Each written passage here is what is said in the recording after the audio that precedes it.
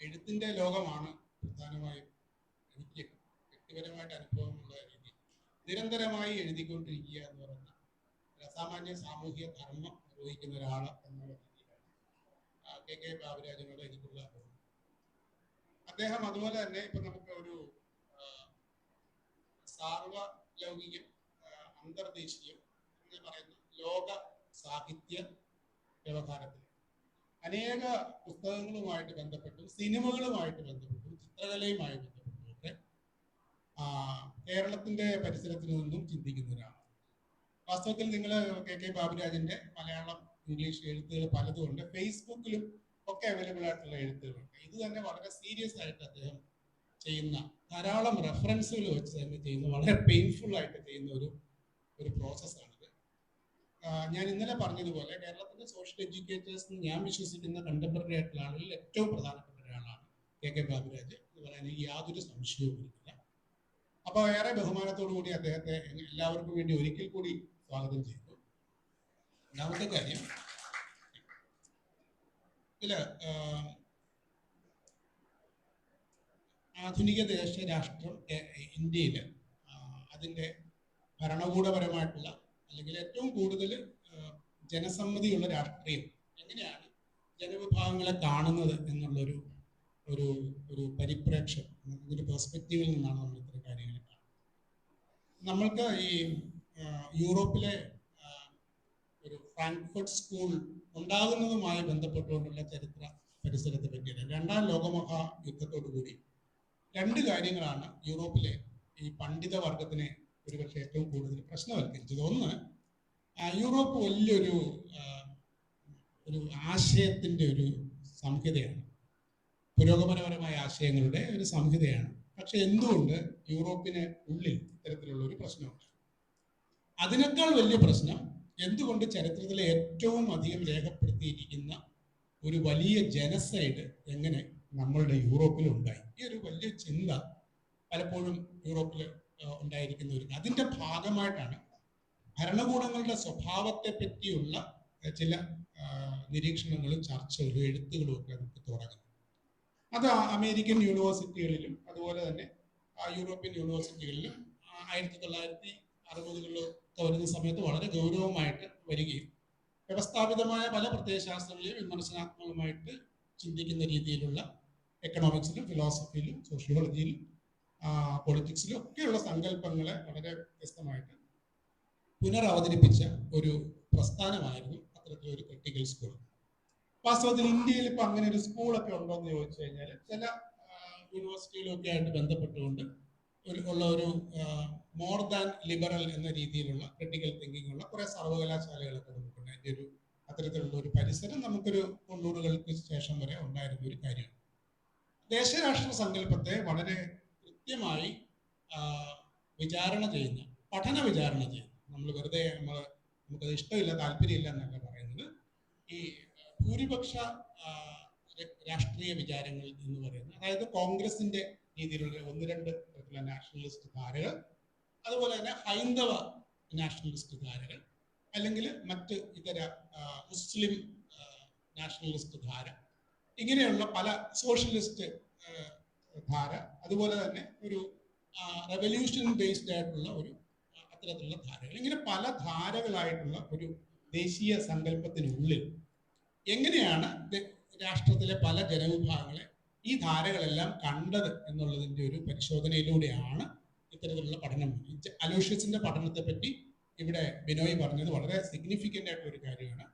ഈ എങ്ങനെയാണ് ഒരുപക്ഷെ ഒരു നോൺ വെസ്റ്റേൺ സൊസൈറ്റിയിലെ ഒരു ദേശരാഷ്ട്ര സങ്കല്പത്തിനെ പറ്റിയുള്ള വളരെ നിർണായകമായ ഒരു പുസ്തകമായിട്ട് നമുക്ക് അതിനെ എടുക്കാവുന്നത്. അതുപോലെ തന്നെയാണ് ഒരുപക്ഷെ AG നൂറാനിയുടെ ഈ ഹൈന്ദവ രാഷ്ട്ര സങ്കല്പവുമായിട്ട് ബന്ധപ്പെട്ടുകൊണ്ടുള്ള രചനകളെ നമ്മൾ എടുക്കുന്നത്. ഇത് കാരണം എന്താണെന്ന് ചോദിച്ചു കഴിഞ്ഞാൽ പല ആളുകൾക്കും യൂറോപ്പിലെ പണ്ഡിതരെ അല്ലെങ്കിൽ യൂറോപ്പിലെ പൗരാവലിയെ, ജനാധിപത്യ പൗരാവലിയെ സ്തബ്ധരാക്കിയ രീതിയിലുള്ള കുറഞ്ഞത് 3 പ്രധാനപ്പെട്ട രാഷ്ട്രീയ സംഭവവികാസങ്ങൾ ഇന്ത്യയിൽ ഉണ്ടായിട്ടുണ്ട്. അതിലൊന്നിനെ പറ്റി നമ്മൾ വാസ്തവത്തിൽ പലപ്പോഴും ആലോചിക്കാറുണ്ട്.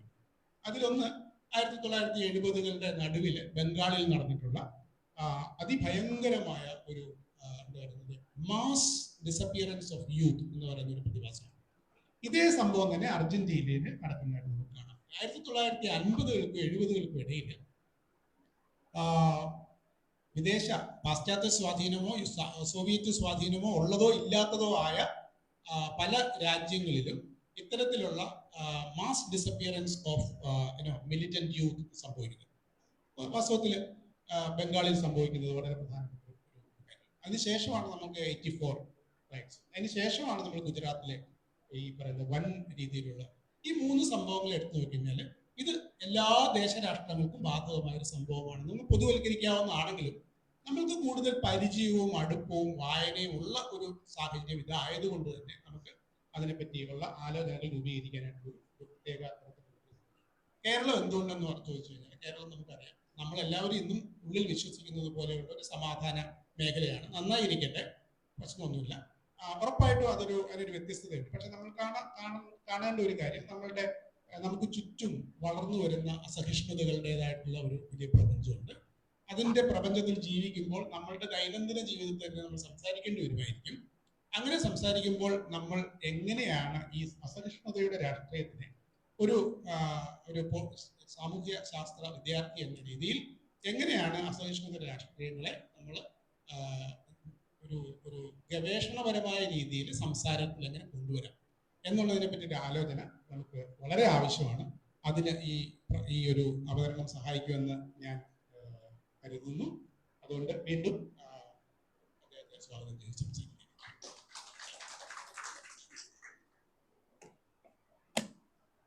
പ്രിയപ്പെട്ട സുഹൃത്തുക്കളെ,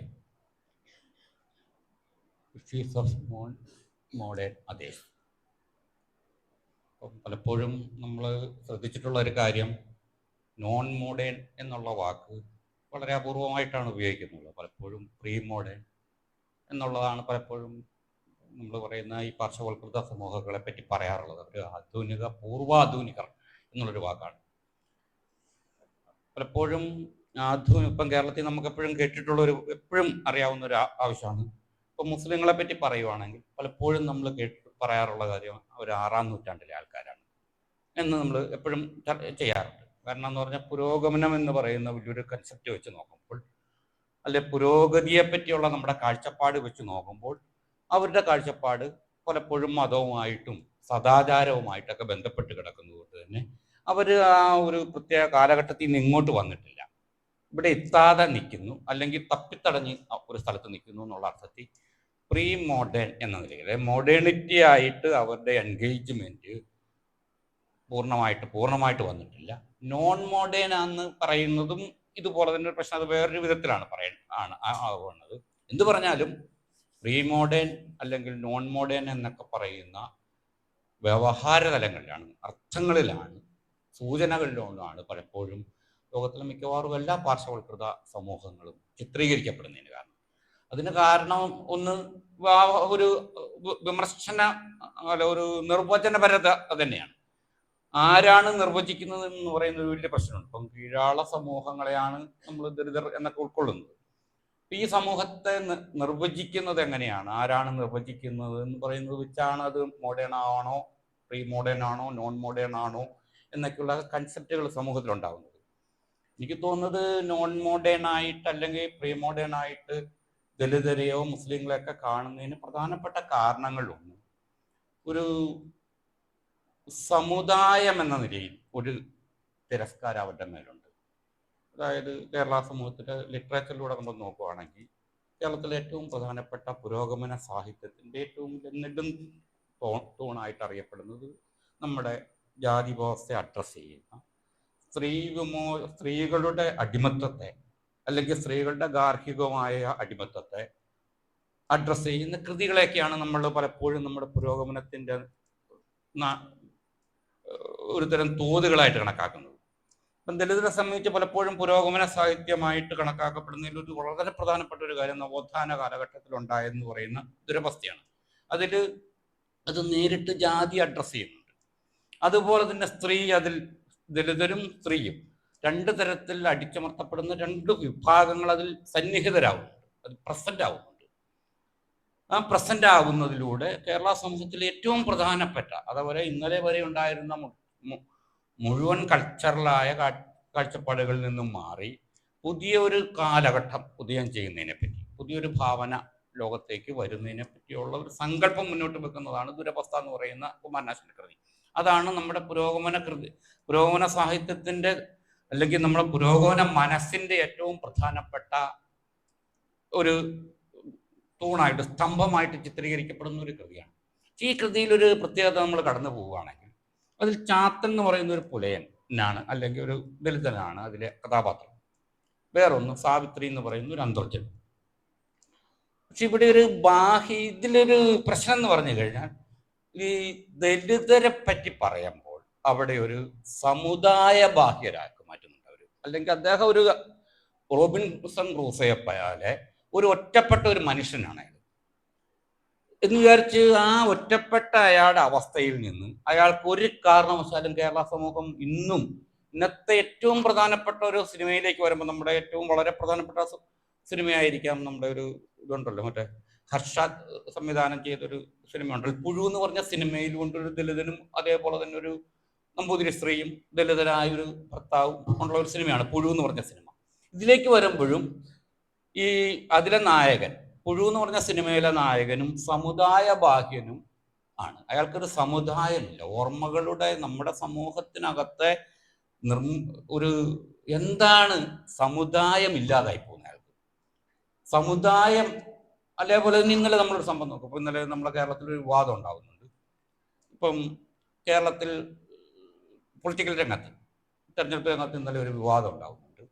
നമ്മുടെ ഇയാള് രാധാകൃഷ്ണൻ എന്ന് പറയുന്ന മന്ത്രി ആയിരുന്നു, കേരളത്തിൽ മന്ത്രിയായിരുന്നു, ഒരു ദലിത് മന്ത്രിയായിരുന്നു, വളരെ അംഗീകരിക്കപ്പെട്ട ആളാണ്. പുള്ളി കേരളത്തിന് പുറത്തേക്ക് MP ആയി പോവുകയിലൂടെ ദലിത് സമുദായത്തിൽ നിന്നൊരു റെപ്രസെൻറ്റേറ്റീവ്, ഒരു മന്ത്രിസ്ഥാനത്തിൽ ഒരു റെപ്രസെൻറ്റേഷൻ ഇല്ലാതാക്കിയത് അതൊരു ഗൂഢാലോചനയാണെന്ന് പ്രതിപക്ഷ കക്ഷികൾ പറയുമ്പോഴത്തേന് പെട്ടെന്ന് അതിനെപ്പറ്റി പറയുന്ന ഒരു കാര്യം, ഈ ഇദ്ദേഹം അങ്ങനെ പറഞ്ഞുകൊണ്ടൊരു തർക്കം ഉണ്ടാവും. ഈ സമയത്ത് രാധാകൃഷ്ണൻ പറയുന്ന ഒരു കാര്യം, എന്നെ ഉണ്ടാക്കിയത്, എനിക്ക് തന്നത് പാർട്ടിയാണ്, അല്ലെങ്കിൽ അതേപോലെ പാർട്ടി അദ്ദേഹത്തിന്റെ നേതാവ് പറയുന്നത് ജാതിയാണ് നിങ്ങൾ പറയുന്നത്. അതായത് ഇദ്ദേഹത്തിന്റെ റെപ്രസെന്റേഷനിലായിട്ട് കേരള സമൂഹത്തിൽ 11ഓളം MLA നായർ സമുദായത്തിൽ നിന്ന് 11ഓളം പേര് മന്ത്രിമാരും ഒക്കെ ആയിട്ടുള്ളപ്പോൾ ദലിതരിൽ നിന്ന് ഒരാൾ പോലുമില്ല. ഇങ്ങനെ ഒരു സ്ഥിതിയെപ്പറ്റി സൂചനകൾ അത് പലരും മാത്രമല്ല, പ്രതിപക്ഷം മാത്രമല്ല പറഞ്ഞിട്ടുള്ളൂ, ഞാൻ അടക്കമുള്ളവർ ഉന്നയിച്ചിട്ടുണ്ട്. അതൊരു തെറ്റായ ഒരു അസന്തുലിതാവസ്ഥ തന്നെയാണ്. അതിന് ഈ റെപ്രസെന്റേഷനായി പ്രശ്നങ്ങൾ ഉന്നയിക്കുന്നത് ജാതി കൊണ്ടുവരാനുള്ള ഒരു ഏർപ്പാടാന്ന് പറയുന്നതിൽ ഒരു വലിയ സാമൂഹ്യബോധമില്ലായ്മയുണ്ട്. പറയുന്നവർക്കാണ് കുഴപ്പം എന്നുള്ളതിനേക്കാളും പ്രശ്നം ഇത് പ്രായോഗികവൽക്കരിക്കുന്നതിന് തന്നെയാണ് കുഴപ്പം. കാരണം അത് റെപ്രസെന്റേഷനിലായിട്ടുള്ള ഈ ഇൻബാലൻസ്, ഈ ഇൻബാലൻസ് സൂചിപ്പിക്കുന്ന രാധാകൃഷ്ണൻ പറയുന്നത്, അല്ലെങ്കിൽ പുള്ളിയുടെ പാർട്ടി നേതാവ് പറയുന്നത് സമുദായത്തെ ബാഹ്യമാക്കിയാണ് അവർ പറയുന്നത്.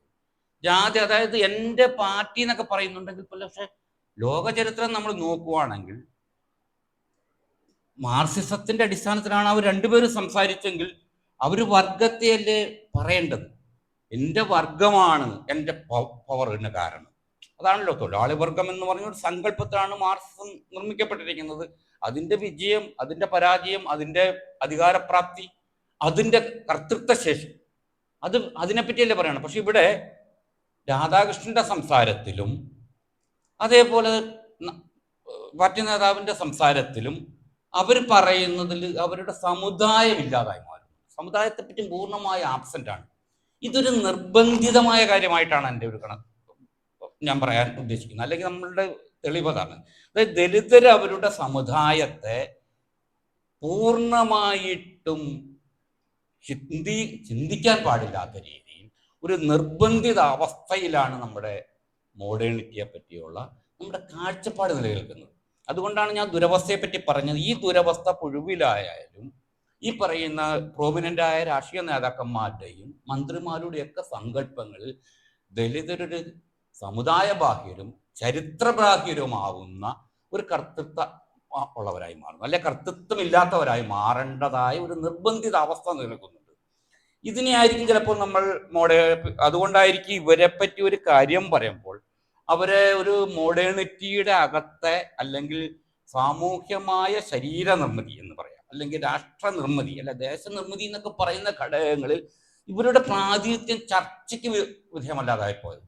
അത് ടോണി മോറിസൺ വിശദമായിട്ട് ഇതിനെപ്പറ്റി സൂചനകൾ പറയുന്നുണ്ട് ഇതിനെപ്പറ്റി. അതായത് ടോണി മോറിസന്റെ ഈ അമേരിക്കയെ പറ്റി ഒരു വലിയ കൺസെപ്റ്റ് ഉണ്ട്. അമേരിക്ക എന്ന് പറഞ്ഞാൽ നമുക്കറിയാം ലോകത്തിൽ സൂപ്പർ പവറാണ്, ലോകത്തിലെ ഏറ്റവും മഹത്തായ പക്ഷേ സൂപ്പർ പവറാണ്, അത് വമ്പൻ ശക്തിയാണെന്നൊക്കെ നമ്മൾ പറയുമ്പോൾ തന്നെ അമേരിക്ക എന്താണ് അടിസ്ഥാനപരമായിട്ട് ലോകത്തിൽ അമേരിക്ക എന്താണ് അതിനെ അഭിമാനകരമാക്കുന്നത് എന്നൊരു ചോദ്യമുണ്ട്. അത് നമുക്ക് സാമൂഹ്യശാസ്ത്രം പഠിക്കുന്നവർക്കറിയാം, അല്ലെ പൊളിറ്റിക്കൽ സയൻസ് പഠിക്കുന്നവർക്കറിയാം. അമേരിക്കൻ്റെ ജനാധിപത്യ പ്രസ്ഥാനത്തിന്റെ പേരിലാണ്, അതിന്റെ ജുഡീഷ്യറിയുടെ പ്രത്യേകത കൊണ്ടാണ് അത് അഭിമാന സ്തംഭമായിരിക്കുന്നത്. അല്ല സൂപ്പർ പവർ എന്നൊക്കെ ഉള്ളത് വേറൊരു കാര്യം, അത് ഭയങ്കര സൂപ്പർ പവറാണ്, ഒരുപാട് യുദ്ധങ്ങൾ നടത്തിയിട്ടുണ്ടെന്നൊക്കെ ഒരു സത്യം. പക്ഷെ അടിസ്ഥാനപരമായ അമേരിക്ക ലോകത്തിന്റെ ഒരു ചാലകശക്തി, ലോകത്തെ നയിക്കുന്ന ഒരു വിഭാഗമായിട്ട് അവർ അഭിമാനത്തോട് പറയാനുള്ള കാരണങ്ങൾ അവിടുത്തെ സാമൂഹ്യമായിട്ടുള്ള ജനാധിപത്യ പ്രസ്ഥാനം വളരെ ജീവത്തായ ഒരു ജനാധിപത്യ പ്രസ്ഥാനം ഉണ്ടായിരുന്നു. ഈ ജനാധിപത്യ പ്രസ്ഥാനം എന്ന് പറയുന്നത് അതാണ് അതിന്റെ ബലമെന്ന് നിങ്ങൾ സൂക്ഷ്മാർത്ഥത്തിലേക്ക് നോക്കുമ്പോൾ അമേരിക്ക എന്ന് പറഞ്ഞ പൗരസമത്വത്തിന് വേണ്ടിയും സ്ത്രീകളുടെ അവകാശങ്ങൾക്ക് വേണ്ടിയൊക്കെ വാദിച്ചിരുന്ന, അടിമത്തം നിർമ്മാർജ്ജനം ചെയ്യാനായിട്ട് മുന്നോട്ട് വന്നിരുന്ന ഇബ്രഹാം ലിങ്കനെ പോലുള്ളവരെ പിറവി കൊടുത്തിരുന്ന വലിയൊരു ലോകത്തെ മുന്നോട്ട് കൊണ്ടുപോകാൻ കഴിയുന്ന ഒരു വലിയ ശക്തിയായിരിക്കുന്നതിന് കാരണം അതിൻ്റെ ജനാധിപത്യമായിരുന്നു, ജനാധിപത്യ പ്രസ്ഥാനമായിരുന്നു എന്നും. പക്ഷെ ഈ ജനാധിപത്യ പ്രസ്ഥാനത്തിലേക്ക് നിങ്ങൾ ചുരിഞ്ഞു നോക്കുകയാണെങ്കിൽ ടോണി മോറിസൺ കാണിക്കുന്ന ഒരു കാര്യം എന്ന് പറഞ്ഞാൽ അവിടെ കൃത്യമായിട്ട് അത് നിർമ്മിച്ചെടുത്ത അമേരിക്കയിലെ ജുഡീഷ്യറി, പത്രമാധ്യമങ്ങൾ അടക്കമുള്ള ജനാധിപത്യ പ്രസ്ഥാനത്തെ നിർമ്മിച്ചെടുത്തതിൽ കറുത്തവരുടെ പങ്കാളിത്തം വളരെ പ്രധാനപ്പെട്ടാണ്. കറുത്തവരായ കലാപകാരികൾ, കറുത്തവരായ വിപ്ലവകാരികൾ, കറുത്തവരായ സ്ത്രീ വിമോചക പ്രവർത്തകർ, കറുത്തവരായ പൗരാകാശ പ്രസ്ഥാനക്കാർ, അവർ ജനസംഖ്യയിൽ വളരെ ന്യൂനപക്ഷമാണ് ആ സമുദായമെങ്കിലും അമേരിക്ക എന്ന് പറയുന്ന അതിവിപുലമായൊരു ടോട്ടാലിറ്റിയെ ഇന്നത്തെ ഒരു ലോക സമൂഹത്തിലെ പ്രധാനപ്പെട്ട ഒന്നാക്കി മാറ്റിയതിൽ കറുത്തവരുടെ ഒരു മുന്നേറ്റങ്ങളുടെ പ്രാതിനിധ്യമുണ്ടെന്നും ഈ പ്രാതിനിധ്യത്തെ അപ്രസക്തമാക്കുകയും അദൃശ്യമാക്കിക്കൊണ്ടും അല്ലെങ്കിൽ അതിനെപ്പറ്റിയുള്ള ഒരു പരിഗണന പോലുമില്ലാതെ ആ ഒരു രഹസ്യ അമേരിക്കൻ വ്യവഹാരങ്ങൾ അല്ലെ നിർവചനങ്ങൾ പുലർത്തുന്നുണ്ട്, അല്ലെങ്കിൽ അമേരിക്കൻ ഡിസ്കോഴ്സുകൾ ഉണ്ടെന്നാണ് ടോണി മോറിസ് പറയുന്നത്. അതാണ് വൈറ്റ്. അവിടെ അവർ പറയുന്ന കാര്യം കറുപ്പ് എന്ന് പറയുന്നത് ഒരു വിദൂര സാന്നിധ്യം പോലെയോ ഒരു സാന്ത്വനം പോലെയോ, അതായത് ഇപ്പം മറ്റേ പ്രധാനപ്പെട്ട ഹെമിംഗ്വേയുടെ നോവലോ അതുപോലത്തെ ഫോർക്കനറുടെ നോവലൊക്കെ വായിച്ചു നോക്കുമ്പോൾ കറുത്തവർ അമേരിക്കയുടെ ഒരു വലിയ പ്രതിസന്ധിയാണ്. കാരണം അവിടുത്തെ വീടുകളിൽ പാകം ചെയ്യുന്നവരും കുട്ടികളെ നോക്കുന്നതും പരിചാരക വൃത്തി ചെയ്യുന്നവർ മിക്കവാറും കറുത്ത സ്ത്രീകളാണ്. മിക്കവാറും വെളുത്ത പെൺകുട്ടികളെ പാട്ടുപാടി ഉറക്കുന്നവരും അവരെ ലാടിച്ച് വളർത്തുന്നതൊക്കെ ചെയ്യുന്ന കറുത്ത പരിചാരക സ്ത്രീകളാണ്. നഴ്സ് എന്ന് പറയുന്നത് ഇത് നിൽക്കുന്ന കറുത്ത സ്ത്രീകളാണ്. അവിടെയുള്ള കഠിനമായ അധ്വാനങ്ങൾ, അവിടുത്തെ ഖനികൾ ഉണ്ടാക്കിയതും പ്ലാന്റേഷൻസ് ഉണ്ടാക്കിയതും അമേരിക്കയിലെ കപ്പൽ യാത്രകൾ, തുടക്കകാലത്തെ കപ്പൽ ഇതിലും ഒക്കെ കറുത്തവരുടെ വലിയ സാന്നിധ്യം, അല്ലെങ്കിൽ ഇവർ ഈ പറയുന്ന പാർശ്വവൽക്കൃതരുടെ വലിയ സാന്നിധ്യം ഉണ്ടെങ്കിൽ പോലും ജനാധിപത്യത്തെ പറ്റിയുള്ള ഈ കാഴ്ചപ്പാടിൽ പൂർണ്ണമായിട്ട് ഇവർ ഒരു ആബ്സെന്റ് ആക്കി നിലനിർത്തുന്നു. ഇതിന് കാരണം, അല്ലെങ്കിൽ ഇങ്ങനെ ആബ്സെന്റ് ആക്കുന്നതിലൂടെ വെളുപ്പ് ഒരു സർവാധിപത്യപരമായിട്ട് മാറുന്നു. വെളുപ്പ് എന്ന് പറയുന്ന ഒരു ഫുൾ പ്രൊവൈലിംഗ് അതിന് മാത്രമേ പ്രധാനപരമായിട്ടുള്ളത്.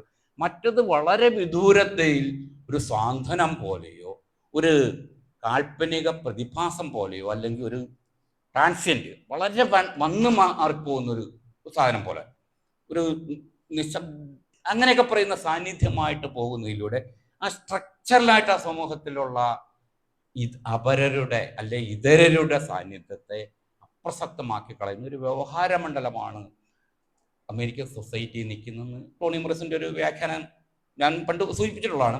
ഇതിന് തുല്യമായിട്ട് തന്നെയാണ് കേരളത്തിലെ ഈ മോഡേണിറ്റിയെ പറ്റിയുള്ള നമ്മുടെ കാഴ്ചപ്പാടുകളിൽ ഈ പ്രീ മോഡേൺ എന്ന് പറയുന്ന അല്ലെങ്കിൽ നോൺ മോഡേൺ എന്ന് പറയുന്ന ഒരു അസ്തിത്വം ഇവർക്ക് കൽപ്പിച്ചുകൊണ്ട് ഇവരെ ഈ സമൂഹങ്ങളെ ചരിത്ര ബാഹ്യരാകുന്നു, സമുദായ ബാഹ്യരാകുന്നു, വ്യക്തിയും അല്ലാതാവുന്നു, സമുദായ ബാഹ്യമാവുന്നു എന്ന് പറയുമ്പോൾ ഒരു പ്രശ്നമുണ്ട്. അത് വ്യക്തി ബാഹ്യമാകുമ്പോഴാണ്. കാരണം അതുകൊണ്ടാണ് ഒരു സമുദായം, ഇപ്പം പുഴുവെന്ന പറഞ്ഞ സിനിമ, അത് വളരെ പുരോഗമന സിനിമയാണ്. വളരെയധികം നമുക്ക് ഏറ്റവും പ്രധാനപ്പെട്ട സിനിമകളിലും എന്താണ്, അല്ലാതെ അതിനൊരു മോശപ്പെട്ട സിനിമ എന്നുള്ള അർത്ഥത്തിലല്ല, ദുരവസ്ഥ ഒരു മോശപ്പെട്ട കൃതി എന്ന അർത്ഥത്തിലല്ല ഞാൻ പറയുന്നത്. ഇതിന്റെ സംഘർഷങ്ങളിലേക്ക് വരുമ്പം ദലിതർ എന്ന് പറയുന്ന കഥാപാത്രവും മുസ്ലിങ്ങളും ആയ കഥാപാത്രങ്ങൾക്കുമൊക്കെ സമുദായത്തിന്റെ അകത്ത് അല്ലെ ചരിത്രത്തിനകത്ത് അവരുടെ എങ്ങനെയാണ് നിർമ്മിച്ചിരിക്കുന്നു എന്നുള്ള വലിയൊരു കോംപ്ലിക്കേഷൻ ആയിട്ട് സൂചനകളിലൂടെ വരുന്നുണ്ട്. ഉദാഹരണം പറയുകയാണെങ്കിൽ നമ്മൾ നോക്കുക, ഇപ്പം കേരളത്തിൽ വളരെ പ്രധാനപ്പെട്ട ഒരു ക്വസ്റ്റ്യൻ ആണ്. കേരളത്തിന്റെ നവോത്ഥാനത്തെ പറ്റി നിങ്ങൾക്ക് 80-60 ജീവിച്ചപ്പോൾ എന്നെപ്പോലുള്ളവർക്ക് ഉള്ളൊരു അറിയാവുന്ന ഒരു കാര്യം എന്ന് പറഞ്ഞാൽ, നമ്മൾ കേരള സമൂഹത്തിൽ വായിച്ചാലും പഠിച്ചാലും ഒക്കെ ഒരു കാരണവശാലും വേറൊരു ലോകമായിരുന്നു ഒരു 80-ലൊക്കെ. അപ്പം നമുക്ക് മാവോസത്തിങ്ങിനെ പറ്റി നന്നായിട്ട് അറിയായിരുന്നു എല്ലാവർക്കും, ഞങ്ങളുടെ തലമുറയ്ക്ക് എല്ലാവർക്കും മാവോസത്തിങ്ങിനെ പറ്റിയും മാർക്സിസത്തിന്റെ ഏറ്റവും ചെറിയ കാര്യങ്ങൾ പോലും അറിയാവുന്നവരായിരുന്നു. പക്ഷെ നമ്മൾ ഒരിക്കലും അയ്യങ്കാളിയെ പറ്റി അറിയില്ലായിരുന്നു, അല്ലെ പൊയ്കലെ പറ്റി നമുക്ക് അറിയില്ലായിരുന്നു, അല്ലെങ്കിൽ കേരള സമൂഹത്തിലെ നിവർത്തന പ്രക്ഷോഭണത്തെ പറ്റി നമുക്ക് അറിയണമെന്നില്ലായിരുന്നു, അല്ലെങ്കിൽ വൈക്കം സത്യാഗ്രഹത്തെ പറ്റി നമ്മൾ അറിയുന്നുണ്ടാവാം, പക്ഷെ അതിന് തൊട്ടടുത്ത് നടന്ന പോലെ ഈഴവ ലഹളകളെ പറ്റിയും അങ്ങനെ കേരളത്തിൽ നടന്നുള്ള ലഹളകളെ പറ്റിയും പൊയ്കല പച്ചനടക്കമുള്ളവരെ പറ്റി നമ്മൾ അറിവില്ലാതെ അല്ലെങ്കിൽ അത് അറിയേണ്ടതില്ലാത്ത ഒരു കേരള സമൂഹമാണ് ഉണ്ടായിരുന്നത്. അതിന് കാരണം എന്തുകൊണ്ടെന്ന് പറഞ്ഞാൽ, സമൂഹത്തിന്റെ ചലനം എന്ന് പറയുന്നത്, സമൂഹത്തിന്റെ പരിവർത്തനാത്മകമെന്ന് നമ്മൾ പറയപ്പെടുന്ന ഒരു പ്രോസസ്സ് എപ്പോഴും ഇതിനെപ്പറ്റി പറയുമ്പോൾ കേരളത്തിൽ അതിൻ്റെ ഒരു കാഴ്ചപ്പാടിൽ അത് സവർണന്റെ കുടുംബ പരിഷ്കരണങ്ങളെ മാത്രമാണ് ആധാരമാക്കിയിട്ടുള്ളതെന്നുള്ളതാണ് അതിൻ്റെ പ്രത്യേകത. അതായത് നമ്മുടെ നവോത്ഥാനത്തിന്റെ ഒരു എല്ലാ ടെസ്റ്റുകളും സവർണരുടെ ഒരു കുടുംബ പരിഷ്കരണത്തിനപ്പുറത്തേക്ക് സമൂഹത്തിനകത്ത് നടന്നിട്ടുള്ള വലിയ സമരങ്ങളിലൂടെ സമൂഹം, ഈ പറഞ്ഞ പോലെ അമേരിക്കയിലെ ജനാധിപത്യ പ്രസ്ഥാനം പോലെ തന്നെ ഇവിടുത്തെ ഒരു പൗരസമത്വ പ്രസ്ഥാനം ഇവിടെ ഉണ്ടായിരുന്നു. അല്ലെങ്കിൽ ഇവിടെ പൗരരാവാനും മനുഷ്യരാവാനും ഉള്ള പ്രസ്ഥാനങ്ങളെ പറ്റിയുള്ള സങ്കല്പങ്ങളും ചർച്ചകളും നമ്മൾ അസാധ്യമായി പോയി, അത് കാണാതെ പോവുകയും മറ്റുള്ളവർക്ക് ഉപരി പ്രാധാന്യം, വളരെ പ്രാധാന്യം കിട്ടുകയും ചെയ്യുന്നു. അതുകൊണ്ടാണ് ഇപ്പൊ ഇന്ദുലേഖയ്ക്ക് വളരെ പ്രാധാന്യമുണ്ട്, പക്ഷെ സരസ്വതി വിജയത്തിന് നമ്മൾ കേട്ടിട്ട് പോലും ഇല്ലാതെ വരുന്നു. ഈ സരസ്വതി വിജയത്തിന്റെയും ഇന്ദുലേഖയുടെയും വ്യവഹാരം രൂപപ്പെടുമ്പോൾ, അല്ല അത് ഏറെക്കുറെ രണ്ട് ഒരേ കാലത്താണ് രൂപപ്പെട്ടത്. ഇന്ദുലേഖ 1889 നവംബർ മാസത്തിലാണ് ഇന്ദുലേഖ ഉണ്ടാകുന്നത്. 1893 ഒന്നിലാണോ ഒന്നും എനിക്ക് സംശയമുണ്ട് ഇതുണ്ടാവുന്നു. പക്ഷെ ഈ സമയത്ത് ഒരു ചർച്ച നടക്കുന്നത് എങ്ങനെയാണെന്നാൽ, പ്രാധാന്യം കിട്ടുന്നത് ഇന്ദുലേഖ അച്ചടിച്ചു വരുന്നതോടുകൂടി കേരള സമൂഹത്തിൽ വളരെ പ്രധാനമായ ചർച്ചകളിലേക്ക് വരുമ്പോൾ അതിനോടനുബന്ധിച്ച് പലരും പല കൃതികൾ എഴുതി. ലക്ഷ്മി കേശവ് എന്ന് പറയുന്ന ഒരു പുസ്തകം എഴുതി, പറങ്ങോടി വരണ എന്ന് പറഞ്ഞ ഒരു നോവൽ എഴുതി. പക്ഷെ ഈ നോവലുകളെയൊക്കെ അതേപോലെ തന്നെ സരസ്വതി വിജയൊക്കെ എഴുതും. ഇതിനെയൊക്കെ ഉള്ള വ്യാഖ്യാതാക്കൾ അല്ലെങ്കിൽ അതിനെപ്പറ്റിയുള്ള നിർവചകർ അല്ലെങ്കിൽ അതിന് പഠിതാക്കൾ പറഞ്ഞത് ഇതിലൊക്കെ ഇന്ദുലേഖയുടെ അനുകരണങ്ങളാണ്. ഇന്ദുലേഖ ഒരു പ്രത്യേക രീതിയിൽ വിജയിച്ചപ്പോൾ അതിനെ അനുകരിച്ചുകൊണ്ട് രംഗത്ത് വരാൻ ശ്രമിച്ച കുറെ പേരുടെ കൃതികൾ എന്ന നിലയിലാണ് അവയെ കണ്ടത്. അത് കേരളത്തിൽ എപ്പോഴും ഉണ്ടാകുന്ന ഒരു കാര്യമാണ്. ഇപ്പൊ നിങ്ങളൊരു പ്രധാനപ്പെട്ട ഒരു നോവലോ കവിതയൊക്കെ ഉണ്ടായാൽ അതിന് ഒപ്പം മറ്റുള്ള ആരെങ്കിലുമൊക്കെ വന്നാൽ അതിന്റെ അനുകരണമെന്ന് പറഞ്ഞ് ഇതിനെ നിരാകരിക്കുന്ന ഒരു ഏർപ്പാട് ഇവിടെ നിലനിൽക്കുന്നുണ്ട്. ഇതിന്റെ പ്രത്യേക പരിസരത്തെയും അതിന്റെ പ്രത്യേക പശ്ചാത്തലത്തെയും നിരോധിക്കുന്ന ഇപ്പോഴും നിലനിൽക്കുന്ന ഒരു സാഹിത്യ പ്രവണതയാണ്. ഇതുപോലെ തന്നെയാണ് സരസ്വതി വിജയത്തിനകത്തും മറ്റതും രണ്ട് കാര്യങ്ങളാണ് പറയുന്നത്, രണ്ട് ലോകവീക്ഷണങ്ങൾ തന്നെ വെക്കുന്നുണ്ട്. സരസ്വതി വിജയത്തിന്റെ ഇന്ദുലേഖയുടെ പ്രമാണ കേന്ദ്രം എന്ന് പറയുന്നത് പ്രാമാണികമായ അതിന്റെ ആധികാരികത കുടുംബ ഹൈന്ദവ സമൂഹത്തിലെ ഉപരിജാതികളുടെ സമുദായ പരിഷ്കരണവും അവരുടെ സ്ത്രീകളുടെ അതിനകത്തെ തന്നെ സ്ത്രീകളുടെ വിദ്യാഭ്യാസം നേടുക അതുപോലത്തെ കാര്യങ്ങളിലൂടെയും, പക്ഷെ അപ്പോൾ തന്നെ അതിനകത്ത് കേരള സമൂഹത്തിലെ ഒരു പ്രധാനപ്പെട്ട ഒരു കാര്യം അത് സൂചിപ്പിക്കുന്നുണ്ട്. ജാതിയെ പറ്റിയുള്ള ചർച്ചകൾ നടത്താൻ കേരള സമൂഹത്തിലേക്ക് അതൊരു തരം അധിക പ്രശ്നമാണെന്ന്. അത് ഒരു പുരോഗമനകാരിയായ ഗോവിന്ദ പണിക്കരും ഗോവിന്ദ മേനോനും തമ്മിൽ നടക്കുന്ന ഒരു ചർച്ചയിൽ അതിൽ പുരോഗമന പക്ഷത്ത് നിൽക്കുന്ന നിരീശ്വരവാദിയായ ഗോവിന്ദമേനോൻ പറയുന്നൊരു കാര്യം, നമ്മൾ പലതും നമുക്ക് അംഗീകരിക്കാൻ കഴിയും. സ്ത്രീകൾക്ക് വിദ്യാഭ്യാസം വേണം എന്നുള്ള കാര്യം വളരെ പ്രധാനപ്പെട്ട കാര്യമാണ്, നമ്മൾ അംഗീകരിക്കുന്നുണ്ട്. നമ്മൾ ഇംഗ്ലീഷ്, നമ്മുടെ ആചാരങ്ങൾ പരിഷ്കരിക്കണം, അതേപോലെ തന്നെ ഇംഗ്ലീഷ് മോഡലിൽ നമ്മൾ ജീവിക്കണം. അങ്ങനെ ഒരുപാട് പുതിയ വരാൻ പോകുന്ന കാലത്തിലേക്ക് വേണ്ട സൂചനകൾ പറയുമ്പോഴത്തേന് അതിൽ ഗോവിന്ദപ്പണിക്കർ തുടക്കത്തിൽ പറയുന്നുണ്ട്, ജാതി എന്ന് പറയുന്നതിനെ പറ്റി എന്തുകൊണ്ട് കളഞ്ഞുകൂടാ എന്നുള്ളൊരു ചർച്ച നടത്തുമ്പോഴത്തേന് ഗോവിന്ദമേനോൻ അവസാനം പറയുന്ന ഒരു കൺക്ലൂഷൻ, അല്ലെ അവർ യോജിച്ചു പോകുന്നത് ഈ ചർച്ച വേണ്ട എന്നുള്ള പറഞ്ഞുകൊണ്ടാണ്. കാരണം അതിനുള്ള സഭ കൂടാൻ, ജാതി പോകണം എന്ന് പറഞ്ഞൊരു സഭ കൂടാനായിട്ട് നമുക്ക് സമയമായിട്ടില്ല. അത് ഞാനും അംഗീകരിക്കുന്നു പറഞ്ഞ് രണ്ടുപേര് സന്ധിയിലെത്തുന്നുണ്ട്. സത്യം പറഞ്ഞാൽ ജാതിയെ പറ്റിയുള്ള അക്കാലത്ത് തന്നെ ഈ പറയുന്ന 1893 അല്ലെങ്കിൽ 1850 മുതൽ തന്നെ ഈ കേരളത്തിൽ ജാതി പോകണം എന്ന് പറയുന്നൊരു വ്യവഹാരം ഇവിടെ ഇന്ത്യയിൽ ഉണ്ടായിരുന്നു. അല്ലാതെ ജാതി വിസ്മരിക്കുക എന്നല്ല, ജാതി നിർമ്മാർജ്ജനം ചെയ്യേണ്ടതാണ്, ജാതി നിരാകരിക്കേണ്ടതാണ് എന്നുള്ള ഒരു സൂക്ഷ്മ രാഷ്ട്രീയ ബന്ധനങ്ങൾ, ചിന്തകളിലൂന്നിയ വ്യവഹാരിക മണ്ഡലങ്ങൾ ഇന്ത്യയിൽ ഉണ്ടായിരുന്നു. അതിൻ്റെ സമരങ്ങളുണ്ടായിരുന്നു. അതിൽ നിന്നും ഉയർന്നു വന്നിരുന്നു. ഇപ്പോൾ ശ്രീനാരായണ ഗുരുവൊക്കെ ഏറെക്കുറെ ജാതി വേണ്ടെന്ന് പറയുന്ന ഒരു മണ്ഡലത്തിൽ ഉയർന്നു വന്നവരാണ്. ശ്രീനാരായണ പ്രസ്ഥാനമായാലും SNDPയും അയ്യങ്കാളിയൊക്കെ അങ്ങനെ വ്യവഹാരിക തലത്തിലും രാഷ്ട്രീയ മണ്ഡലത്തിലും ജാതി പോകേണ്ടതാണെന്നും, അല്ലെങ്കിൽ ജാതിയെ നമ്മൾ വിസ്മരിക്കാതെ രാഷ്ട്രീയ പ്രശ്നങ്ങൾ മാത്രം ചർച്ച ചെയ്താൽ മതി, അതായത് സാമുദായിക പ്രശ്നങ്ങൾ, സമൂഹ പ്രശ്നങ്ങൾ നിങ്ങൾ ചർച്ച ചെയ്യേണ്ട, രാഷ്ട്രീയ പ്രശ്നങ്ങൾ മാത്രം ചർച്ച ചെയ്താൽ മതി എന്ന് പറയുന്നതിന് അപ്പുറം നിൽക്കുന്ന ഒരു ചോദ്യങ്ങളും ഇവിടെ ഉന്നയിക്കപ്പെടുന്നു. അതാണ് ഇന്ദുലേഖയെയും സരസ്വതി വിജയൻ തമ്മിലുള്ള വ്യത്യാസം.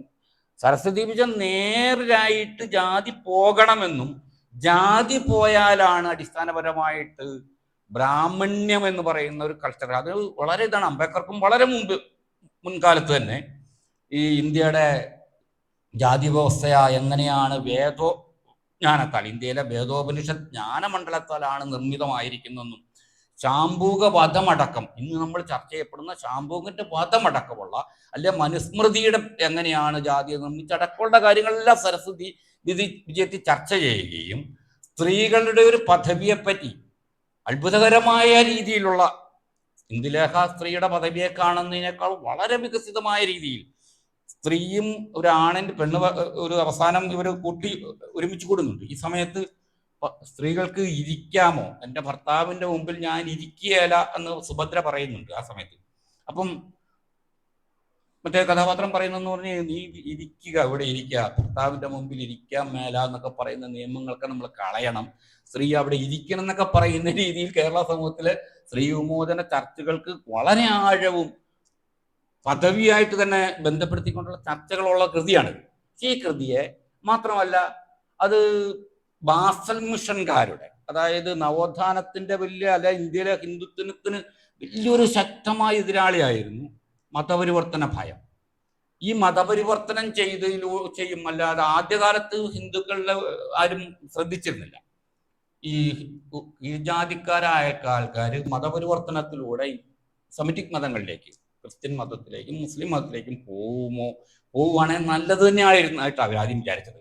കാരണം ഇതൊരു ശല്യമായിരുന്നു അവർക്ക്.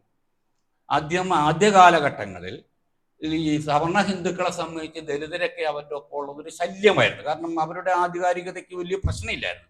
പക്ഷെ ഒരു ഘട്ടം കഴിഞ്ഞപ്പം ബ്രിട്ടീഷ് ഗവൺമെന്റ് സെൻസസ് ആരംഭിക്കുകയും, ഫസ്റ്റ് സെൻസസ് പ്രശ്നം ഉണ്ടായില്ല, രണ്ടാം സെൻസസ് ആരംഭിച്ചോടുകൂടിയാണ് ഇതൊരു വലിയ തലവേദനയായിട്ട് അവർക്ക് മനസ്സിലായത്. ഹിന്ദു എന്ന് പറയുന്ന ഒരു ന്യൂനപക്ഷമാണ്, അല്ലെ ഹിന്ദു എന്ന് പറയുന്ന ഒറ്റ മഹാചിന്തയായിരുന്നു. സെൻസസ് വരുന്നതിലൂടെ ഹിന്ദുവിൽ നിന്ന് മാറി കീഴ്ജാതിക്കാരും മാറിപ്പോകും എന്നുള്ളത് ഒരു സംഭവമായിട്ട് ഹിന്ദു ഉത്ബുദ്ധർ, അക്കാലത്ത് വളരെ പ്രധാനപ്പെട്ട ഹിന്ദു നേതാക്കന്മാരെ മനസ്സിലാക്കിയതിലൂടെ അവർ സെൻസസിനെതിരെ രംഗത്ത് വരുന്നു. അത് രഘുവിന്റെ അദ്ദേഹം സൂചിപ്പിച്ച പുസ്തകത്തിൽ ഹിന്ദു കൊളോണിയലിസത്തെ പറ്റി രഘു വളരെ വിശദമായിട്ട് എൻ്റെ ഹിസ്റ്ററി മുഴുവൻ എഴുതിയിട്ടുണ്ട്.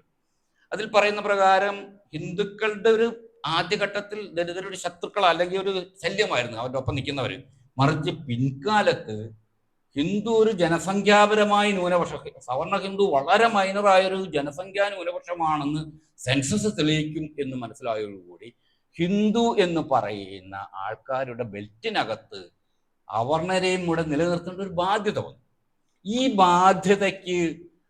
ബാധ്യതയ്ക്ക് രണ്ട് ശത്രുക്കളെ വെച്ചാണ് ആ ബാധ്യത ബോണ്ടുണ്ടാക്കാൻ കഴിയുള്ളൂ. അതുകൊണ്ടാണ് മതപരിവർത്തനം ചെയ്യുന്നവരെന്നിൽ നിർബന്ധിത മതപരിവർത്തനത്തിന് കാരണക്കാരായ ഹിന്ദുക്കൾ, സെമിറ്റിക് മത അന്യരെയും മുസ്ലിം മത അന്യരെയും സൂചിപ്പിച്ചുകൊണ്ടുള്ള വ്യവഹാരങ്ങൾ ഇവിടെ ശക്തിപ്പെടുകയും അത് ഇന്ന് ഹിന്ദുത്വത്തിന് തന്നെ പ്രധാനപ്പെട്ട ഒരു ഇതായി മാറുകയും ചെയ്യുകയാണ്.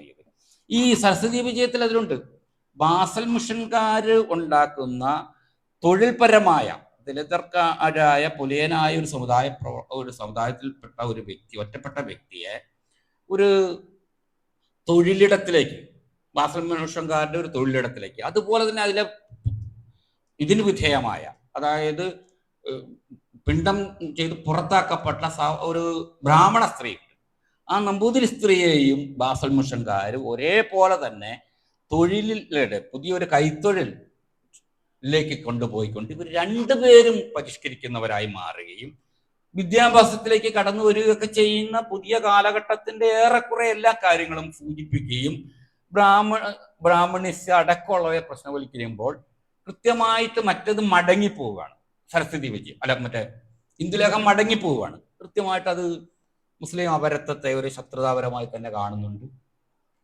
അതേപോലെ തന്നെ സാമുദായിക അന്നത്തെ സമുദായം എന്ന് പറയുന്ന കൺസെപ്റ്റിനെ വളരെ നായർ സമുദായത്തിനകത്തല്ല, അകത്ത് മാത്രമാണ് ഉള്ളത്, മറ്റുള്ളവരിലേക്ക് എത്തുന്നില്ല. അതേപോലെ ആധുനികതയെ പറ്റിയുള്ള ഒരു വീക്ഷണം വളരെ സങ്കീർണമായിട്ട് അല്ലെങ്കിൽ വളരെ ലളിതവൽക്കരിച്ചാണ് നിൽക്കുന്ന പോലെയൊക്കെ വെച്ച് നോക്കുമ്പോൾ സരസ്വതി വിജയവും ഇന്ദുലേഖയും രണ്ട് ലോകവീക്ഷണങ്ങൾ തന്നെയാണ്. ഒന്ന് ചരിത്രാനുഭവങ്ങളുടെ ലോകവീക്ഷണവും മറ്റത് അനുഭൂതികളുടെ ലോകവീക്ഷണമാണ്. ഈ അനുഭൂതികൾ എന്ന് പറയുന്ന പലപ്പോഴും സവർണ കേന്ദ്രീകൃതമാണ്. സവർണന്റെ മാത്ര അനുഭൂതി മണ്ഡലം അല്ല, അവരുടെ ആത്മകേന്ദ്രീകൃതമാണ്. അവരുടെ അതായത് സെൽഫിനെ അവർക്ക് നിർണ്ണയിക്കാൻ പറ്റുന്നതുമാകുമ്പോൾ നോബലിന്റെ വ്യവഹാര മണ്ഡലം ആത്മാ എന്നതിൽ നിന്ന് മാറി അനേകങ്ങളിലേക്ക് വ്യത്യസ്തതകളിലേക്ക് എത്തുന്ന ഒരു മണ്ഡലം കൂടിയാണ് അക്കാലത്ത്. ഇങ്ങനെയുള്ള വ്യവഹാരങ്ങളിൽ ദലിതർ എന്ന് പറയുന്നവരോ മുസ്ലിങ്ങളോ ആയ ആൾക്കാരുടെ ഉള്ള ആവിഷ്കാരങ്ങൾ അവരെ പലപ്പോഴും നോൺ മോഡേൺ ആക്കിക്കൊണ്ട് കണക്കാക്കിക്കൊണ്ട് പോകേണ്ടി വന്നു. പക്ഷെ അത് ഹിസ്റ്റോറിക്കലി അത് ശരിയല്ലെന്നുള്ളതാണ് അതിൻ്റെ പ്രത്യേകത. അതുകൊണ്ടാണ് ഞാൻ ആദ്യം സൂചിപ്പിച്ചത്, കേരള ചരിത്രം നമ്മൾ എടുത്തു നോക്കുവാണെങ്കിൽ കേരളത്തിലെ വലിയ പ്രധാനപ്പെട്ട നാഴികക്കല്ല് നമ്മൾ കമ്മ്യൂണിസ്റ്റ് മന്ത്രിസഭ രൂപപ്പെട്ടതാണ് അല്ലേ. അതായത് ലോക ചരിത്രത്തിലെ ഒരു ഏറ്റവും വലിയ മാറ്റങ്ങളിലൊന്നെന്ന് പറയുന്നത്, അല്ല ആധുനിക കാലത്തെ വിപ്ലവ ചരിത്രങ്ങളുടെ ഒരു ചരിത്രം വെച്ച് നോക്കുമ്പോൾ കേരള സമൂഹത്തിന്റെ വലിയ മേന്മകളിൽ ഒന്നായിട്ട് അറിയപ്പെടുന്ന ആദ്യമായിട്ടൊരു കമ്മ്യൂണിസ്റ്റ് മന്ത്രിസഭ ഇവിടെ ബാലറ്റിലൂടെ വന്നു. അതിന് യോജിച്ച രീതിയിൽ നമ്മളൊരു പുരോഗമന സമൂഹമായിരിക്കുന്നു എന്നുള്ളൊരു കാഴ്ചപ്പാടും അതുണ്ടാക്കിയ മേന്മകളുടെ അടിസ്ഥാനത്തിലും അല്ല അതിന് സാധ്യത ഉണ്ടാക്കിയ ഒരു സമൂഹം എന്ന ഒരു മേന്മയാണ് നമുക്കുള്ളത്. അതനുസരിച്ച് നമ്മുടെ ഹെൽത്തിനെ പറ്റി, നമ്മുടെ ആരോഗ്യസ്ഥിതിയെ പറ്റി, നമ്മുടെ വിദ്യാഭ്യാസത്തെ പറ്റി, നമ്മുടെ സ്ത്രീകളുടെ സ്വാതന്ത്ര്യബോധത്തെ പറ്റിയൊക്കെയുള്ള കാഴ്ചപ്പാടുകളും വികസിച്ചു വരുന്നുണ്ട്. ഇങ്ങനെയുള്ള വികാസത്തിനകത്ത് ഈ ദലിതരൊക്കെ വരുമ്പോഴത്തേന് എന്തുകൊണ്ടാണ് അവരുടെ ഈ സമുദായം ബാഹ്യമാക്കി മാറ്റേണ്ടി വരുന്നത്? എന്താണ് ഹിസ്റ്റോറിക്കലി അവർ ഇർലവൻ്റ് ആയെന്ന് വരിക എന്നുള്ളതാണ് അതിൻ്റെ പ്രശ്നം. ഇർലവൻ്റ് ആണ്. അതുകൊണ്ടാണ് അവരെ പറ്റി പരാമർശങ്ങൾ ഞാൻ സൂചിപ്പിച്ചില്ല. 80കളിൽ നിങ്ങൾക്ക് ഈ പരാമർശങ്ങളൊന്നും കാണാൻ കഴിയില്ലായിരുന്നു. അത് അതിസാഹസികരായ ചില വ്യക്തികൾ ഓർമ്മകളിൽ നിന്നും ചരിത്രബാഹ്യമായ തെളിവുകളിൽ നിന്നും കണ്ടെത്തിയ സൂചനകളിലൂടെ ഉണ്ടാക്കിയെടുത്താണ്. ഒരു പുനർ എഴുത്താണ്, അല്ലെ പുനർ കണ്ടെത്തലാണ്. ഇത് സങ്കീർണമാണ്. അതുകൊണ്ടാണ് ഞാൻ പറഞ്ഞത് ഇതൊരു അനസ്യൂതി മാത്രം, ഇത് ഒരുമിച്ചല്ല. ദേശത്തെ ഒന്ന് ബിനോയ് പറഞ്ഞ പോലെ ദേശത്തിലില്ലാത്തവരുടെ ഒരു പ്രോബ്ലമാറ്റിക് ആയിട്ടാണ് അതിനെ കാണുന്നത്. അല്ല ദേശത്തിനകത്ത് ഇതൊന്ന് വിസ്മരിച്ചു പോയത് മാത്രമല്ല പ്രശ്നം. ദേശബാഹ്യരായവർ അല്ലെങ്കിൽ നോൺ മോഡേൺ എന്ന കൺസെപ്റ്റിലൂടെ വന്നവർ അവരുടെ സമുദായവും വ്യക്തിപരതയും അവരുടെ സവിശേഷമായിട്ടുള്ള സ്ഥാനങ്ങളും അവരുടെ അവകാശങ്ങളും ഒക്കെ പുതിയതായിട്ട് റീഡിഫൈൻ ചെയ്തുകൊണ്ട് പുതിയതായിട്ട് വ്യവഹരിച്ച് തന്നെ ചോദ്യം ചെയ്തപ്പോൾ ഉണ്ടായ ഒരു മാറ്റങ്ങളെയാണ് നമ്മളുടെ ഇന്നത്തെ മൾട്ടികൾച്ചറലിസത്തിന്റെ ഈ കാലഘട്ടത്തിൽ, അല്ലെങ്കിൽ ഇന്നത്തെ ബഹുത്വ പൂർണ്ണമായ ഈ കാലത്ത് ഇതിനൊരു സിഗ്നിഫിക്കൻ്റ് ആക്കാം, ഇതിന് ഒരു ചോദ്യമാക്കാം, അല്ലെ ഇത് ഒരു പ്രശ്നമാണ് എന്ന് നമുക്ക് വരുത്താൻ കാരണം ഇതും ഉണ്ട്. അതായത് ഇന്നലെ വരെ അതില്ലായിരുന്നു. ഇപ്പം EMSന്റെ പുസ്തകത്തിൽ നമ്മൾ എപ്പോഴും ചോദിക്കുന്ന ഒരു കാര്യമാണ്, EMSന്റെ പുസ്തകത്തിൽ അയ്യങ്കാളി ഇല്ലായിരുന്നു, അല്ലെ പൊയ്യലപ്പച്ചൻ ഇല്ലായിരുന്നു, അല്ലെങ്കിൽ പ്രധാനപ്പെട്ട അക്കാഡമിക് ടെസ്റ്റുകളിലൊന്നും ഈ ഹിസ്റ്റോറിക്കൽ ആയിട്ടുള്ള കേരള സമൂഹത്തിന്റെ ജാതിവിരുദ്ധ സമരങ്ങളെ ഒരുതരം ലഹളകൾക്കപ്പുറത്തേക്ക് അതിനെ അടയാളപ്പെടുത്തിയിട്ടില്ല. അത് തന്നെ വാർഷിക വീക്ഷണമോ ഒരുതരം പരാമർശിച്ച് പോകുന്ന വഴിക്കൊന്ന് പോകുന്നെന്ന് മാത്രമേ ഉള്ളൂ. ഇതിന്റെ സിഗ്നിഫിക്കൻസിലേക്ക് എത്താതെയൊക്കെ പരാമർശിക്കുന്നതിന് കാരണം ഈ സമുദായം എന്ന് പറയുന്നത് സവർണർക്ക് മാത്രം പ്രാപ്യമായ സമുദായം എന്ന് പറയുന്നത് ദേശത്തിന്റെ മറ്റൊരു രൂപവും കൂടിയാണ്, ദേശത്തിന്റെ ശക്തിയാണ്. കാരണം അവരുടെ ബലങ്ങൾ അവിടെ നിർമ്മിക്കുമ്പോൾ ഇയാൾക്കത് പറയാതിരിക്കേണ്ടി വരും. അതാണ് ഞാൻ സൂചിപ്പിച്ചത്. ഇയാൾക്കത് പറയാൻ പറ്റില്ല. എൻ്റെ സമുദായമാണ് എന്നെ നിർമ്മിച്ചത്, എൻ്റെ സമുദായത്തിന്റെ പ്രശ്നങ്ങളാണ് എന്നെ കമ്മ്യൂണിസ്റ്റും പുരോഗമനകാരിയാക്കി EMSന് പറയാൻ പറ്റുന്നത്. EMS അങ്ങനെ തന്നെയാണ് പറഞ്ഞത്. പുള്ളിയുടെ സമുദായം, അല്ലെങ്കിൽ കേരളത്തിലെ എല്ലാവരും അവരുടെ സമുദായമാണ് പ്രശ്നമായതുകൊണ്ടാണ്, അല്ലെ സമുദായത്തെ ഇപ്പം വൈക്കം മുഹമ്മദ് ബഷീർ പറയുന്ന എൻ്റെ സമുദായത്തെ മോശമാക്കി ചിത്രീകരിച്ചത് കൊണ്ടാണ് ബാല്യകാല സഹി എഴുതേണ്ടി വന്നത്. ഞാൻ കണ്ടിട്ടുള്ള ഒരു കൊള്ളക്കാരും ഒക്കെ ഒന്നും അല്ല എൻ്റെ സമുദായത്തിന്റെ ആൾക്കാർ. പക്ഷെ സിനിമയിലും സാഹിത്യത്തിലൊക്കെ ഞാൻ കാണുന്നവരെല്ലാം കൊള്ളക്കാരും കള്ളന്മാരും ഒക്കെ ആയിട്ടാണ് എൻ്റെ സമുദായത്തെ കാണുന്നതെന്നും അതുകൊണ്ടാണ് ബാല്യകാല സഹിയെ പോലുള്ള കാര്യം ഒക്കെ എഴുതേണ്ടി വരുന്നെന്നും കുമാരനാശനൊക്കെ അവരൊക്കെ പറയുന്നുണ്ടെങ്കിൽ പോലും ദലിതരിലേക്ക് വരുമ്പോഴത്തേന് സമുദായം ബാഹ്യമാവുന്നതിന് കാരണം സമുദായം എന്ന് പറയുന്നത് ഇവിടെ ദേശത്തിന്റെ അധികാരത്തിന്റെ മേലുള്ള ഒരു നാഴികക്കല്ലാണ്. അതൊന്നും സൂചിപ്പിച്ചുകൊണ്ട് മാത്രമേ നിങ്ങൾക്ക് അധികാരത്തെ പറ്റി ചിന്തിക്കാൻ പറ്റുള്ളൂ. ഇവിടെ അധികാരം വേണ്ട എന്ന് പറയുന്ന ഒരു കൃത്രിമ വാദവും കൂടെ ഇവരെ ചരിത്രപരമായ സമുദായ ബാഹ്യരാക്കുന്ന, വ്യക്തിബാഹ്യരാക്കുന്ന ഇതിലൂടെ ഉണ്ടായി വരുന്നുണ്ട്. ഈ വ്യവഹാരത്തിന്റെ മേലേക്ക് ഒരു പൊളിച്ചെഴുത്തെന്ന നിലയിലാണ് ഈ പറഞ്ഞ പോലെ നമ്മുടെ ഈ 50കൾക്ക് ശേഷം 60കൾക്ക് ശേഷം ഒക്കെ എഴുതിയ ചർച്ചകളും സൂചനകളൊക്കെ രൂപപ്പെട്ടത്. അത് പലപ്പോഴും കേരളത്തിൽ സവർണേതരമാണത്. പലപ്പോഴും സവർണ പുരോഗമനകാരികളെ സൂചിപ്പിക്കുന്ന പോലെ തന്നെ ഉണ്ട്, ഇല്ലെന്നല്ല പറയുന്നു. ഇപ്പം പല കാര്യങ്ങളും സൂചിപ്പിച്ചത് ആയിരിക്കാൻ പോലും ഇത് സവർണേതരമാണ്. അല്ലെ യൂറോപ്പിലെ വെച്ച് നോക്കുമ്പോൾ യൂറോ സെൻട്രിക് അല്ല എന്നുള്ളതാണ്. ഇപ്പം കറുത്തവരുടെയും ബ്ലാക്സിന്റെ ഒക്കെ വ്യവഹാരങ്ങളുടെ ഒരു പ്രത്യേകത അത് യൂറോ സെൻട്രിക് അല്ല, യൂറോപ്പിന്റെ ഒരു സമുദായ ബോധമണ്ഡലത്തിൽ നിന്നല്ല വരുന്നത്, മറിച്ച് യൂറോപ്പിനെ നിർമ്മിച്ച ഘടകങ്ങളെ പറ്റിയുള്ള പുതിയ ചിന്തകളുമായിട്ട് ബന്ധപ്പെട്ടാണ്. അതുകൊണ്ട് തന്നെ അത് ആ കേന്ദ്രത്തിനൊരു മാറ്റം വരുന്നുണ്ട്. കേന്ദ്രമായിരിക്കുന്നത് അപഭ്രംശിച്ചു പോവുകയും ആ അപഭ്രംശത്തിനകത്തൂടെ ലോകത്തെ കാണുന്ന ഒരു ബോധമണ്ഡലമാണ്. അതാണ് ഇപ്പം കേരളത്തിൽ ഈ പറഞ്ഞ പോലെ സംഘർഷമായിട്ട് നിലനിൽക്കുന്നത്. പക്ഷെ ആ സംഘർഷത്തെ അകറ്റാനായിട്ട് എന്ത് ചെയ്യുന്നു? നിരന്തര കുറ്റവാളിത്തം ആരോപിക്കപ്പെടുകയാണ്. ഉദാഹരണം പറയുകയാണ്, ഇപ്പം ദലിത് വാദങ്ങളൊക്കെ ഞങ്ങളൊക്കെ ഉന്നയിക്കുന്ന സമയത്ത് തീർച്ചയായിട്ടും അതിൻ്റെ മേലുള്ള വാദം ജാതി പറയുന്നു എന്നുള്ള. അപ്പം KK ബാബുരാജ് ജാതി പറയുന്നു. കാരണം ഒരു അത്ഭുതം. കാരണം കേരളത്തിൽ പുരോഗമന സമൂഹത്തിനകത്ത് നിന്ന ഒരാളാണ് ഞാൻ. വളരെ വർഷങ്ങളായിട്ട് പലതരത്തിലുള്ള എല്ലാവരോടും സൗഹൃദം ഉണ്ടായിരുന്നു. പക്ഷെ ഒരു സുപ്രഭാതത്തിൽ ബാബുരാജിന് ജാതി തലയെ കയറി ജാതി പറയുന്നു എന്നുള്ളതായി. സത്യം പറഞ്ഞാൽ അങ്ങനെയൊന്നും ആയിരുന്നില്ല. നമ്മൾ എൻ്റെയൊക്കെ വായനയുടെയും അന്വേഷണങ്ങളുടെയൊക്കെ ഒരു ഘട്ടത്തിൽ പലതരത്തിലുള്ള ലോകത്തിൽ അന്ന് വന്ന സാഹിത്യവും രാഷ്ട്രീയമായിട്ടുള്ള ഇടപെടലുകളുടെ ഘട്ടത്തിൽ ഇവിടെ ചില ദൃശ്യതകളെ പറ്റിയും അന്യങ്ങളെ പറ്റിയും അസന്നിഹിതത്വങ്ങളെ പറ്റിയൊക്കെയുള്ള സൂചനകൾ പഠിച്ചതിന്റെ ഭാഗമായിട്ട് ഇതും പരാമർശിച്ചു പോവുകയും അതിനെ വ്യവഹരിക്കാൻ ശ്രമിക്കുകയാണ് ചെയ്തിട്ടുള്ളൂ. അത് ജാതി ഉൽപ്പാദിപ്പിക്കുകയോ ജാതി കൊണ്ടുവരികയോ. പക്ഷെ ഇത് മുകളിൽ നിന്ന് നോക്കാൻ പെട്ടെന്ന് തോന്നുന്നത് ഒരു ജാതി പറയും. അതാണ് ഇപ്പം ഗോവിന്ദൻ മാഷ് പറയുന്നത്. പെട്ടെന്ന് പിള്ളയ്ക്ക് പറയുന്ന കാര്യം ജാതി എന്ന് പറയുന്ന ഒരു മോശപ്പെട്ട ഒരു കാര്യം പറഞ്ഞു എന്നുള്ളതാണ് പറയുന്നത്. അങ്ങനെ ആവുന്നതിന് കാരണം രണ്ട് കാര്യം. മറ്റേ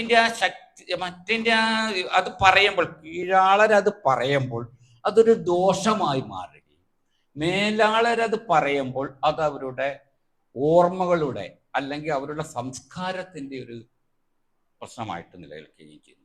കേരളത്തിലെ ഏറ്റവും പ്രധാനപ്പെട്ട ആത്മകഥകളെല്ലാം നമ്മൾ നോക്കുക, ഭയങ്കര ജാതികളുടെ അകത്ത്, സമുദായങ്ങളുടെ അകത്താണ് അത് പ്രവർത്തിക്കുന്നത്. പക്ഷെ അതൊന്നും നമുക്ക് ബാധകമല്ലാതെ അതിൻ്റെ കൾച്ചറലായ അടിത്തറ എന്താണ്, രാഷ്ട്രീയമായ അടിത്തറയൊന്നും നമുക്ക് ബാധകമാതെ 80-ന് ശേഷം ഇതുപോലത്തെ ചോദ്യങ്ങൾ മോഡേണിറ്റിയെ പറ്റിയുള്ള ഡബിൾ കോൺഷ്യസ് എന്നാണ് അതിനെ പറ്റി പറയുന്നത്. ഡബിൾ കോൺഷ്യസ്, ഇരട്ട ബോധം എന്നാണ് പറയുന്നത്. ഇപ്പൊ മോഡേണിറ്റിയെ നമുക്കറിയാം, മോഡേണിറ്റി ഒരു വശത്തെ 100% അംഗീകരിക്കാനും പറ്റില്ല, അവഗണിക്കാനും കഴിയില്ല. അതൊരു കുഴയ്ക്കുന്ന പ്രശ്നമാണ്. ഒരേ സമയം തന്നെ നമുക്കിപ്പം ഇയാളുടെ ഒരു നോവലുണ്ട്, KJ ബേബിയുടെ മാവേലി മണ്ടർ എന്ന് പറഞ്ഞൊരു ആദിവാസി നോവലുണ്ട്. ഞാനൊക്കെ അതിനെ വിമർശിച്ചിട്ടുള്ള ഒരാളാണ്. വളരെ കാൽപ്പനിക, വളരെ ഹരം പിടിക്കുന്ന നോവലാണ്, ആർക്കും അത്ഭുതപ്പെട്ടു പോകും.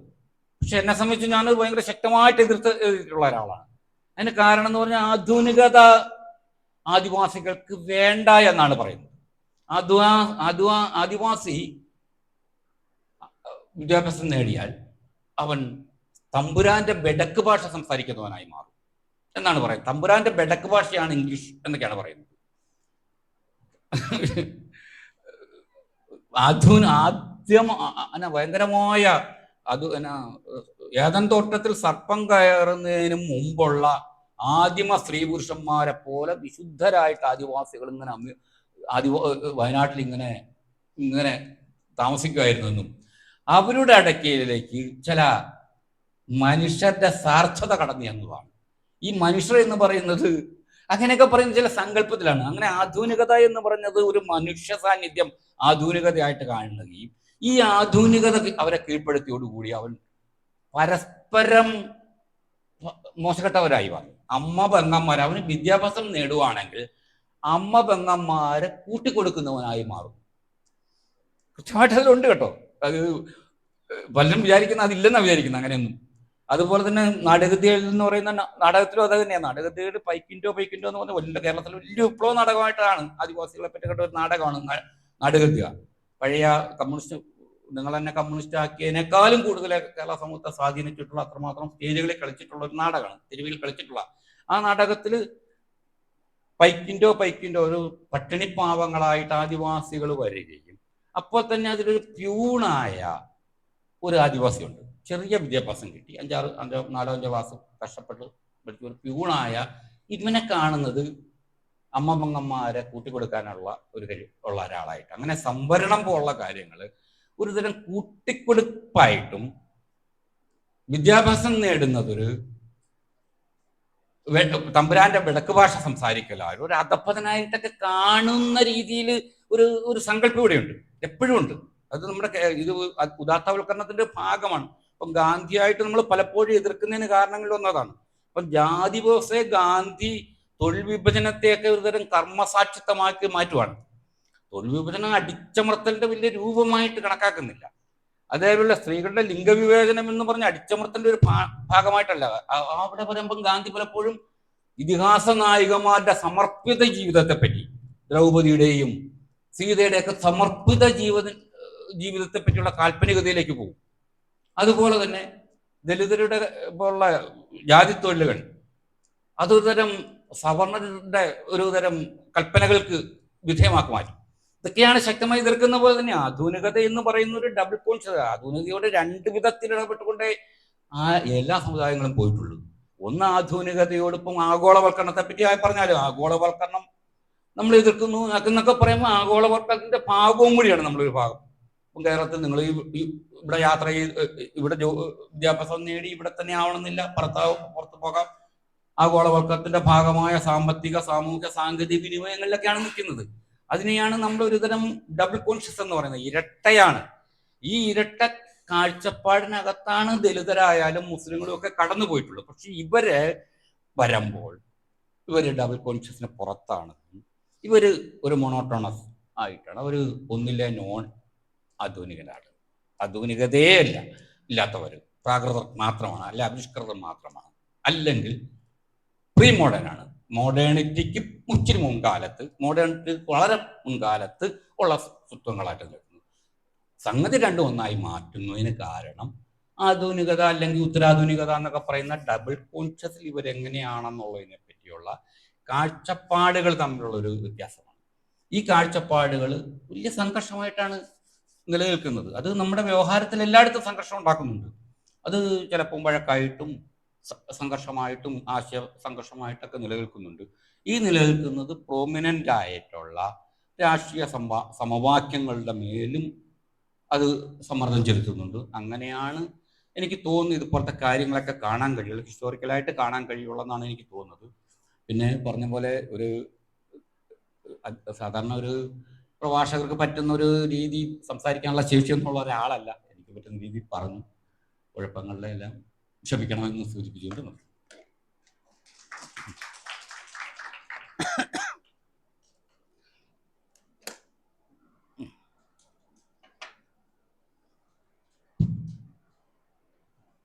വളരെ മനോഹരമായി തന്നെ ആധുനികതയെ പറ്റിയും അതിനോട് എങ്ങനെയാണ് പാർശ്വവൽക്കൃത വിഭാഗങ്ങൾ റെസ്പോണ്ട് ചെയ്യുന്നത്, ഒരു ഏകീകൃതമായ രീതിയിലല്ല ആധുനികതയെ കണ്ടിട്ടുള്ളത് എന്നൊക്കെ വളരെ വ്യക്തമായി തന്നെ പ്രഭാഷണത്തിൽ സൂചിപ്പിച്ചു.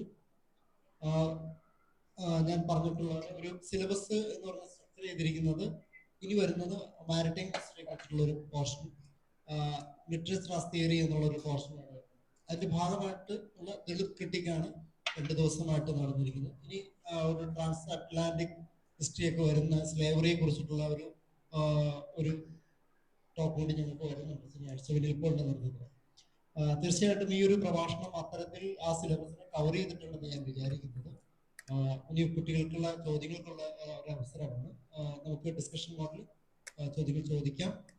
തീർച്ചയായിട്ടും ഈ ഒരു പ്രഭാഷണത്തെ അടിസ്ഥാനപ്പെടുത്തിയാണ് നമ്മുടെ എക്സാമിന്റെ ചോദ്യവും അസൈൻമെന്റും എല്ലാം സെറ്റ് ചെയ്തിരിക്കുന്നത്. അതുകൊണ്ട് തീർച്ചയായിട്ടും നിങ്ങൾക്കുള്ള സംശയങ്ങൾ ഉടനെ തന്നെ ചോദിക്കണമെന്ന് അഭ്യർത്ഥിക്കാം.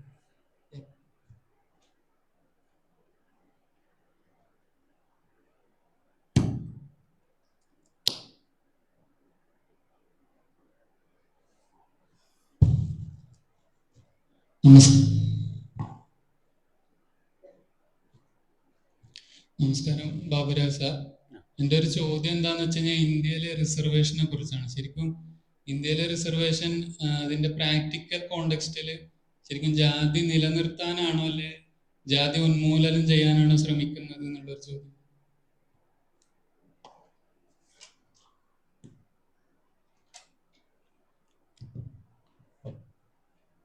സംവരണം എന്ന് പറയുന്നത് ആധുനിക സമൂഹത്തിലൊരു നീതി തന്നെയാണ്. ഇപ്പം എല്ലാ സമൂഹത്തിലും ഉണ്ട്, കേരളത്തിൽ മാത്രമല്ല, ഇപ്പം ഇന്ത്യയിൽ മാത്രമല്ല, ഇപ്പോൾ യൂറോപ്പിൽ പോയാലും എല്ലാ വിഭാഗങ്ങൾക്കും സംവരണാധിഷ്ഠിത ആണ് സമൂഹത്തെ ഗ്രേഡ് ചെയ്ത് കൊണ്ടുപോകുന്നത്. അല്ലാതെ സമൂഹത്തിന് ഏകീകരിച്ച് നിൽക്കാൻ കഴിയില്ല എന്നുള്ളതാണ് സത്യം.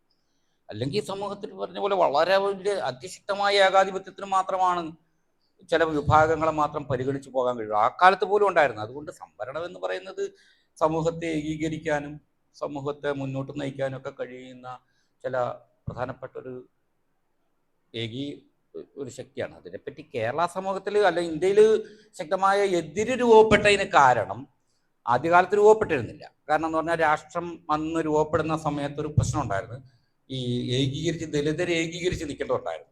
അപ്പം ആദ്യകാലത്ത് സവർണ സമുദായങ്ങളുടെ ഒപ്പം ഗാന്ധി അധികാര രംഗത്തേക്ക് വരുന്നതിലൂടെ ആണ് ഈ ഒരുപാട് സമൂഹങ്ങൾ ഏകീകരിച്ച് ഇന്ത്യക്ക് വേണ്ടി നിലനിർത്തുണ്ടായിരുന്നു. ഈ സമയത്ത് ഒരു തർക്കമുണ്ടാകുന്നു, അംബേദ്കറുമായിട്ടൊരു തർക്കം ഉണ്ടാകുന്നു. രാഷ്ട്രീയാധികാരത്തിൽ പങ്കാളിത്തത്തിന് വേണ്ടിയാണ് ആദ്യം വാദിച്ച അംബേദ്കർ. പൂന പാക്റ്റിലൂടെ രാഷ്ട്രീയാധികാരം എന്ന് പറയുന്നത് ദലിതർക്കും കൂടെ വേണം. കാരണം എന്താണ്, ഹിന്ദു സമൂഹത്തിനകത്തെ മേൽജാതിക്കാർക്ക് മാത്രം രാഷ്ട്രീയാധികാരം കൊടുത്തു കഴിഞ്ഞാൽ അതൊരു ഏകാധിപത്യമായിരിക്കും. പണ്ടവർ എത്രമാത്രം അയിത്തം പോളയിൽ എത്രമാത്രം അനുഭവിച്ചോ അതുപോലെ തന്നെ ഇവിടെ തുടരും. അതിനൊരു അവസാനിപ്പിക്കണമെങ്കിൽ അവർക്ക് പൊളിറ്റിക്കൽ റൈറ്റിൽ അധികാരം കൊടുക്കണം. അങ്ങനെ രീതിയിലാണ് അംബേദ്കർ ഒരു ഇത് വെച്ചത്, ഒരു സമരത്തിൽ രംഗത്ത് വരികയും. പക്ഷെ അത് ഹിന്ദു സമുദായത്തിനെതിരെ, അതിന് കാരണങ്ങളിലൊന്നും മുസ്ലിങ്ങളുമായിട്ട് അന്ന് ചർച്ച ചെയ്തു. അപ്പം ഗാന്ധി മുസ്ലിങ്ങളുടെ ചില കാര്യങ്ങൾ അംഗീകരിക്കുന്നുണ്ട്, മുസ്ലിങ്ങൾക്ക് ചില റൈറ്റുകൾ കൊടുക്കാമെന്ന് അംഗീകരിക്കുന്നുണ്ട്. പക്ഷെ ദലിതർക്ക് കൊടുക്കില്ല എന്നുള്ളതായിരുന്നു. കാരണം ദലിതർ ഹിന്ദു സമുദായത്തിൽ നിന്ന് മാറിപ്പോവും, അല്ലെ ഹിന്ദു സമുദായമായിട്ട് ഡിവൈഡ് ഉണ്ടാവും എന്നുള്ളത് കൊണ്ടാണ് ഗാന്ധി കൊടുക്കാറുള്ളത്. ഈ സമയത്ത് ഒരു ചർച്ച, അദ്ദേഹം ഒരു ഉപവാസം നടത്തുകയും ഈ ഉപവാസത്തിലൂടെ ഒരു ചർച്ചയിൽ അല്ലെങ്കിൽ ഒരു കോംപ്രമൈസിൽ എത്തുകയാണ് ചെയ്തത് സംവരണം. അതിനർത്ഥം എന്താണ്? ഈ സംവരണം എന്ന് പറയുന്നത് ഏകീകരിച്ച് ദേശത്തെ ഏകീകരിച്ച് നിലനിർത്താനും വരാൻ പോകുന്ന സിവിൽ സമൂഹത്തെ നമ്മുടെ വരാൻ പോകുന്ന പൗരസമൂഹത്തെ അതിൻ്റെതായ ഏറെക്കുറെ ഏകീകരിച്ച് നിർത്താനുള്ള ഒരു മെക്കാനിസമായിട്ടാണ് സംവരണം രൂപപ്പെട്ടെന്നുള്ളതാണ്. അല്ലാതെ ഇതൊരു തൊഴിലായിട്ടോ ഒന്നുമല്ല, തൊഴിൽ പദ്ധതി ആയിട്ടോ ഒന്നുമല്ല. അതുകൊണ്ടാണ് ഇത് സമൂഹം എല്ലാം അങ്ങനെയാണ്. ഇപ്പോൾ യൂറോപ്പിൽ ചെന്നാലും അങ്ങനെയാണ്.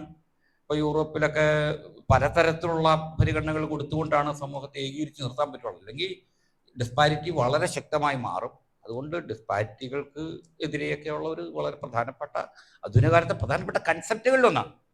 അതിനെപ്പറ്റി വളരെ ദുർബലമായ വാദങ്ങളാണ് അത് സമൂഹത്തെ പുറകോട്ട് കൊണ്ടുപോകുന്നു എന്നും ഒക്കെ പറയുന്നത്. അതൊരു തരം സങ്കുചിത ദേശീയവാദത്തിനകത്ത് രൂപപ്പെട്ട ഒരു വാദമാണ് സംവരണ വിരുദ്ധത. അത് ശരിക്കും ഇന്ത്യയിലെ ഹൈന്ദവ പോളറൈസേഷൻ, ഹിന്ദുത്വ ശക്തികളുടെ വളർച്ചയ്ക്ക് കാരണമായ ഇതിലൊന്ന് ഈ സംവരണ വിരുദ്ധ മനോഭാവം കൂടിയാണ്. അവരാണ് ആദ്യമായിട്ട് അതായത് ഗുജറാത്തിലാണ് ആദ്യമായിട്ട് സംവരണ വിരുദ്ധ സമരങ്ങൾ രൂപപ്പെടുന്നത് തന്നെ. ഹിന്ദുക്കളുടെ പഴയകാല പ്രതാപങ്ങളെ നിലനിർത്തണമെന്ന് ആഗ്രഹിച്ചുകൊണ്ട് വന്നവരാണ്. മറിച്ച് ഹിന്ദു സമുദായം എന്ന് പറഞ്ഞത് വികേന്ദ്രീകരിച്ച് മാറ്റങ്ങൾക്ക് വിധേയമായിക്കൊണ്ട് ഹിസ്റ്റോറിക്കലി ചരിത്രപരമായി തന്നെ മാറേണ്ടതാണെന്നുള്ള ആ കൺസെപ്റ്റിന് വിരുദ്ധമാണ് സംവരണ വിരുദ്ധ വാദങ്ങൾ. പക്ഷെ അങ്ങനെയാണ് കണക്കാറുള്ളത്. അതുകൊണ്ട് സംവരണത്തെ ഒരു സാമൂഹ്യ പുരോഗമനത്തിൻ്റെയും സാമൂഹ്യ മാറ്റത്തിൻ്റെയും ഒരു പ്രധാനപ്പെട്ട കേന്ദ്രമായിട്ടാണ് ഞാൻ വിശ്വസിക്കുന്നത്. എന്നോട് റെസ്പോണ്ട് ചെയ്തുകൊണ്ട് സുസി തരൂർ, തേജസ്വി നിരഞ്ജനയും കൂടി ചേർന്ന് 90കളിൽ മണ്ഡൽ കമ്മീഷൻ റിപ്പോർട്ട് വരുമ്പോൾ എങ്ങനെയാണ് ഇന്ത്യൻ ഫെമിനിസത്തിൽ വിള്ളലുണ്ടാക്കുന്നതിന് ജാതി സംവരണം ഡിബേറ്റ് കാരണമാവുന്നതിനെ കുറിച്ച് മനോഹരമായ സഭാ സ്റ്റഡീസിൽ എഴുതിയിട്ടുണ്ട്.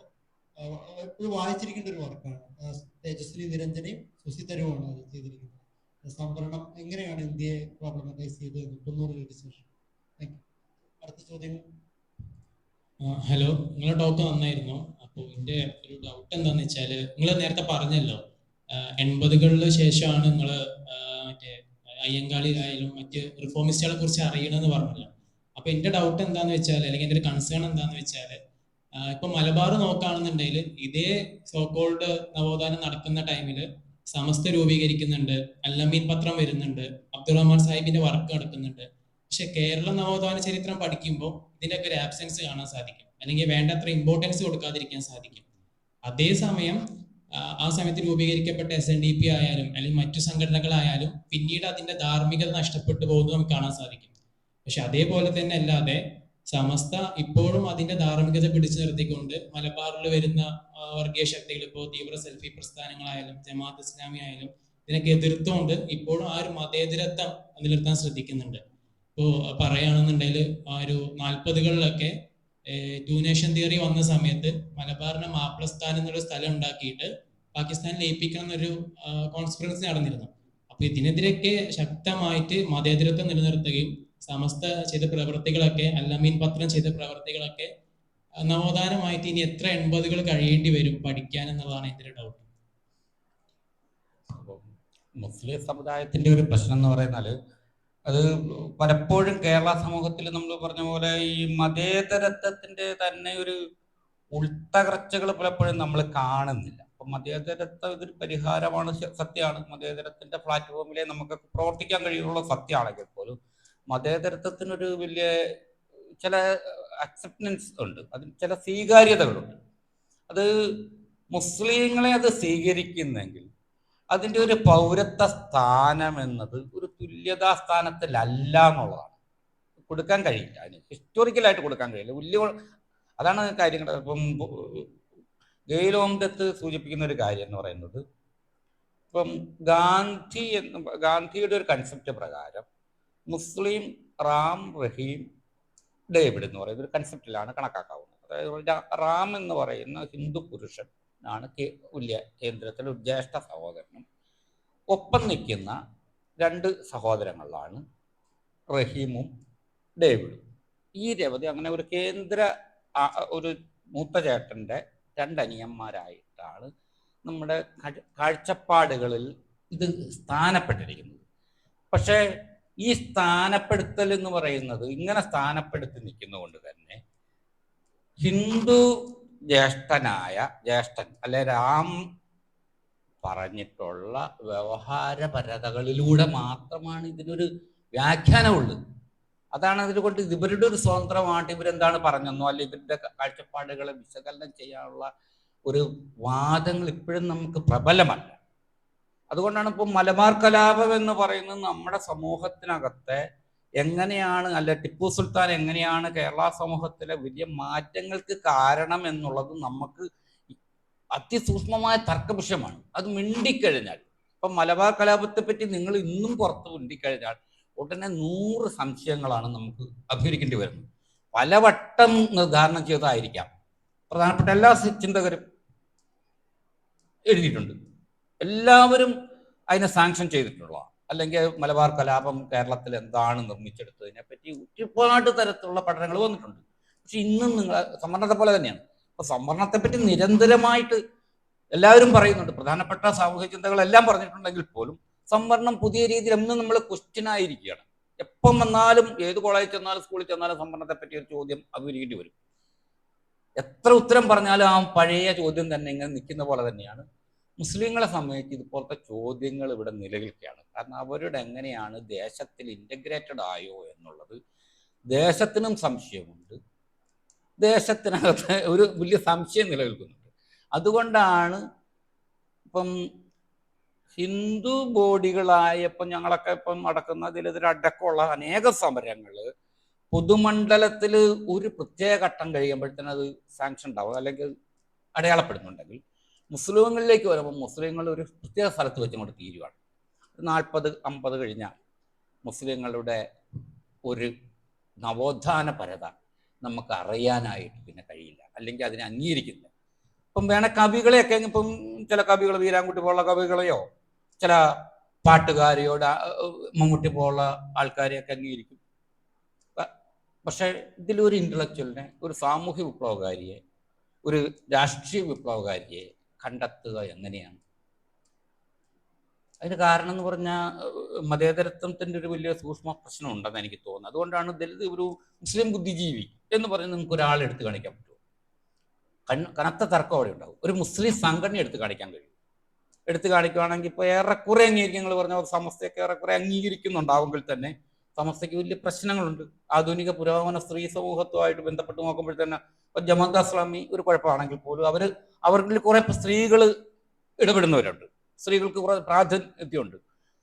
പക്ഷെ സമസ്തയിലെ സ്ത്രീകളുടെ പ്രാതിനിധ്യം, അതേപോലെ സിനിമ, സംഗീതം, അതിനോടുള്ള അവരുടെ ഇടപെടലടക്കം അപ്പം പുരോഗമനകാരികളുമായിട്ട് വലിയ സങ്കീർണത അവിടെ നിലനിൽക്കുന്നുണ്ട്.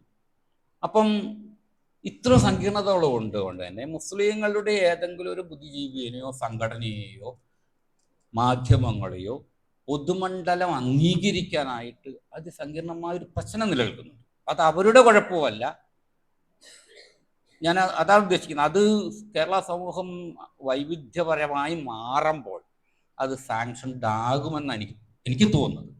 അതുകൊണ്ടാണ് ഞാൻ ആരെയും കുറ്റപ്പെടുത്താനോ ആരെയും ശരിയാണെന്നോ പറയാതിരിക്കും. ഇപ്പോൾ എൻ്റെ പേരിൽ ഒരുപാട് ആരോപണം, പലപ്പോഴും മുസ്ലിം സംഘടനകളുടെ യോഗങ്ങളിലൊക്കെ പോകുന്ന ഒരാളാണ്, എഴുതുന്ന ഒരാളാണ്.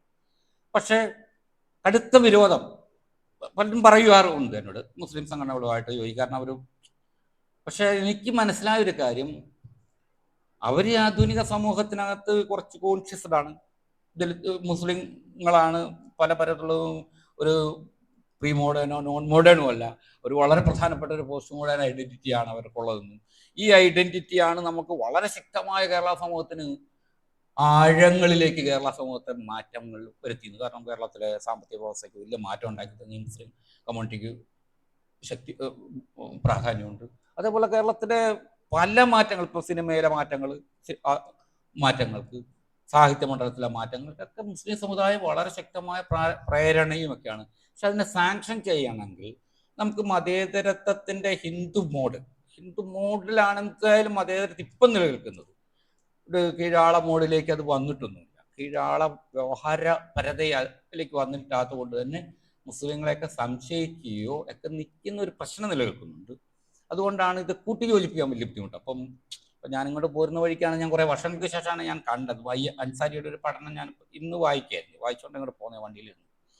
അപ്പോഴാണ് അൻസാരി എത്ര വിശദമായിട്ടാണ് കേരള സമൂഹത്തിൻ്റെ കേരളത്തിലെ മതേതരത്വം ഉൾക്കൊള്ളുന്ന ചില കാഴ്ചപ്പാട്, അത് എങ്ങനെ ഹൈന്ദവത്വത്തിന് വേണ്ടി, ഞാൻ ആദ്യം സൂചിപ്പിച്ചില്ല, ഗാന്ധിയനായിട്ടുള്ള റാം എന്ന് പറയുന്നത് ഹിന്ദു ബഹുഭൂരിപക്ഷ ബോധത്തിൽ അടിസ്ഥാനപ്പെടുത്തും, മതേതരത്വ ഉൾപ്പിക്കുന്ന മതനിരപേക്ഷത അല്ല അടിസ്ഥാനം എന്ന് പറഞ്ഞ പോലെ ഇന്ത്യയിലെ കേരളത്തിന്റെ സാംസ്കാരികതയ്ക്ക് ഒരു സവർണ പക്ഷപാതത്വമുണ്ട്, സവർണ ഹൈന്ദവതയുണ്ട്, സവർണ ഹൈന്ദവ പുരുഷ ബോധം ഉണ്ട്.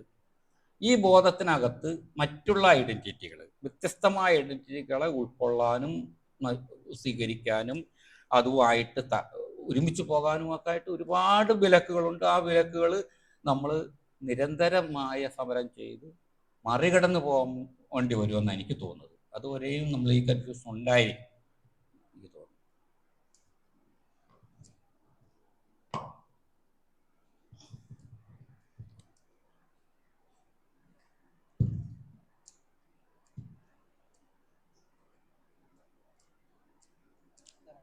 സർ ആദ്യം പറഞ്ഞിട്ടുണ്ടായിരുന്നല്ലോ നമ്മള് ദളിത് റെപ്രസെന്റേഷൻ എല്ലാവിടെയും കുറവാണ്. ലൈക്ക് നമ്മളിപ്പോ ഒരു ദളിതരുടെ ഭാഗത്ത് നിന്ന് ഒരാളെ പാർലമെന്റിലോട്ട് എലക്ട് ചെയ്താലും ദളിതരുടെ പ്രശ്നങ്ങൾ അവിടെ എത്തുന്നത് കുറവാണ്. അവര് മത്സരിച്ച് ജയിച്ചു കഴിഞ്ഞതും തികച്ചും ഒരു പാർട്ടി മെമ്പർ എന്നുള്ള നിലയിലാണ് അവിടെ ഉള്ളത്. അപ്പൊ ഈ ശരിക്കും ഇവരെ നമ്മള് എലക്ട് ചെയ്യണതിന്റെ പ്രസക്തി എന്താണ്?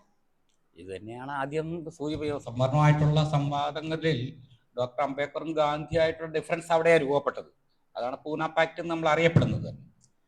ഗാന്ധിയായിട്ട് ഇപ്പം ഈ ഗാന്ധി എന്തുകൊണ്ടാണ് ഒറ്റ നിരാഹാര സമരം, മരണം വരെ ഒറ്റ നിരാഹാര സമരമാണ് ഗാന്ധി എടുത്തിട്ടുള്ളത്, ഗാന്ധിജി. അതിന് കാരണം ഹിന്ദു സമുദായ അംബേദ്കറുടെ നയം മാറ്റാനായിട്ടാണ്. അപ്പം അംബേദ്കർ അന്ന് ഉന്നയിച്ചൊരു കാര്യം, ഇവരുടെ റെപ്രസെൻറ്റേഷൻ ഒരിക്കലും യാഥാർത്ഥ്യമാവില്ലെന്നാണ് അംബേദ്കർ പറഞ്ഞത്. അതിന് കാരണം ഡബിൾ റെപ്രസെൻറ്റേഷൻ ആയിരിക്കണം. ഒന്ന്, അവർ പൊതുസമൂഹത്തെ റെപ്രസെൻറ്റ് ചെയ്യുമ്പോൾ പാർട്ടികളിലൂടെ വരുമ്പോഴത്തേന് അവർക്ക് ആ പാർട്ടിയുടെ അല്ലെങ്കിൽ ആ പാർട്ടി എന്ന് പറയുന്നത് പൂർണ്ണ നോക്കുമ്പോൾ വീണ്ടും അത് ഒരു മേൽജാതി സ്ഥാനത്തിലേക്ക് എത്തുള്ളൂ. അപ്പം പറച്ചിൽ മാത്രമാണ് പല പാർട്ടികൾ, ദേശീയ പാർട്ടികൾ ദേശത്തെ ഉൾക്കൊള്ളുന്നത്, പലപ്പോഴും മേൽജാതികളെ മാത്രമാണല്ലോ പാർട്ടികൾ ഉൾക്കൊള്ളുന്നത്. അപ്പോൾ അവരവിടെ വെച്ച് ആബ്സെൻ്റ് ആയി പോകുക, അവർ നിശബ്ദരാണ്, ഇനേറ്റ്, അതായത് നിഷ്ക്രിയരായ മനുഷ്യരായി മാറുകയാണ് ചെയ്യുന്നത്. ചില ഘട്ടങ്ങളിൽ മാത്രമാണ് കീഴാളർക്ക് സംസാരിക്കാനുള്ള ശേഷി പോലും കിട്ടിയുള്ളൂ. ഉദാഹരണം പറഞ്ഞാൽ നമ്മുടെ ഇയാളുടെ കാലത്ത്, നമ്മുടെ BP സിംഗിന്റെ കാലത്താണ് കുറച്ച് ദലിതർ ആയ കുറച്ച് പേർക്ക് എന്തെങ്കിലുമൊക്കെ കാര്യങ്ങൾ ചെയ്യാൻ കഴിഞ്ഞുള്ളൂ. ബാക്കിയുള്ള കാലഘട്ടങ്ങളിലൊക്കെ നിഷ്ക്രിയരായി മാറേണ്ടി വരുന്നതിന് കാരണം ഇവരുടെ റെപ്രസെൻറ്റേഷനിൽ വരുന്ന ഈ കുഴപ്പമാണ്. മാത്രമല്ല ഈ റെപ്രസെൻറ്റേഷൻ വേറൊരു കുഴപ്പം കൂടി ഉണ്ട്. ഇത് ഹിന്ദു ഭൂരിപക്ഷം, ഇപ്പം അംബേദ്കറുടെ ഈ പൂന പാക്ടിനെ ഗാന്ധിയാൽ നിരാകരിക്കപ്പെട്ടതിലൂടെ ഡോക്ടർ എസ് ആനന്ദ് ഒരു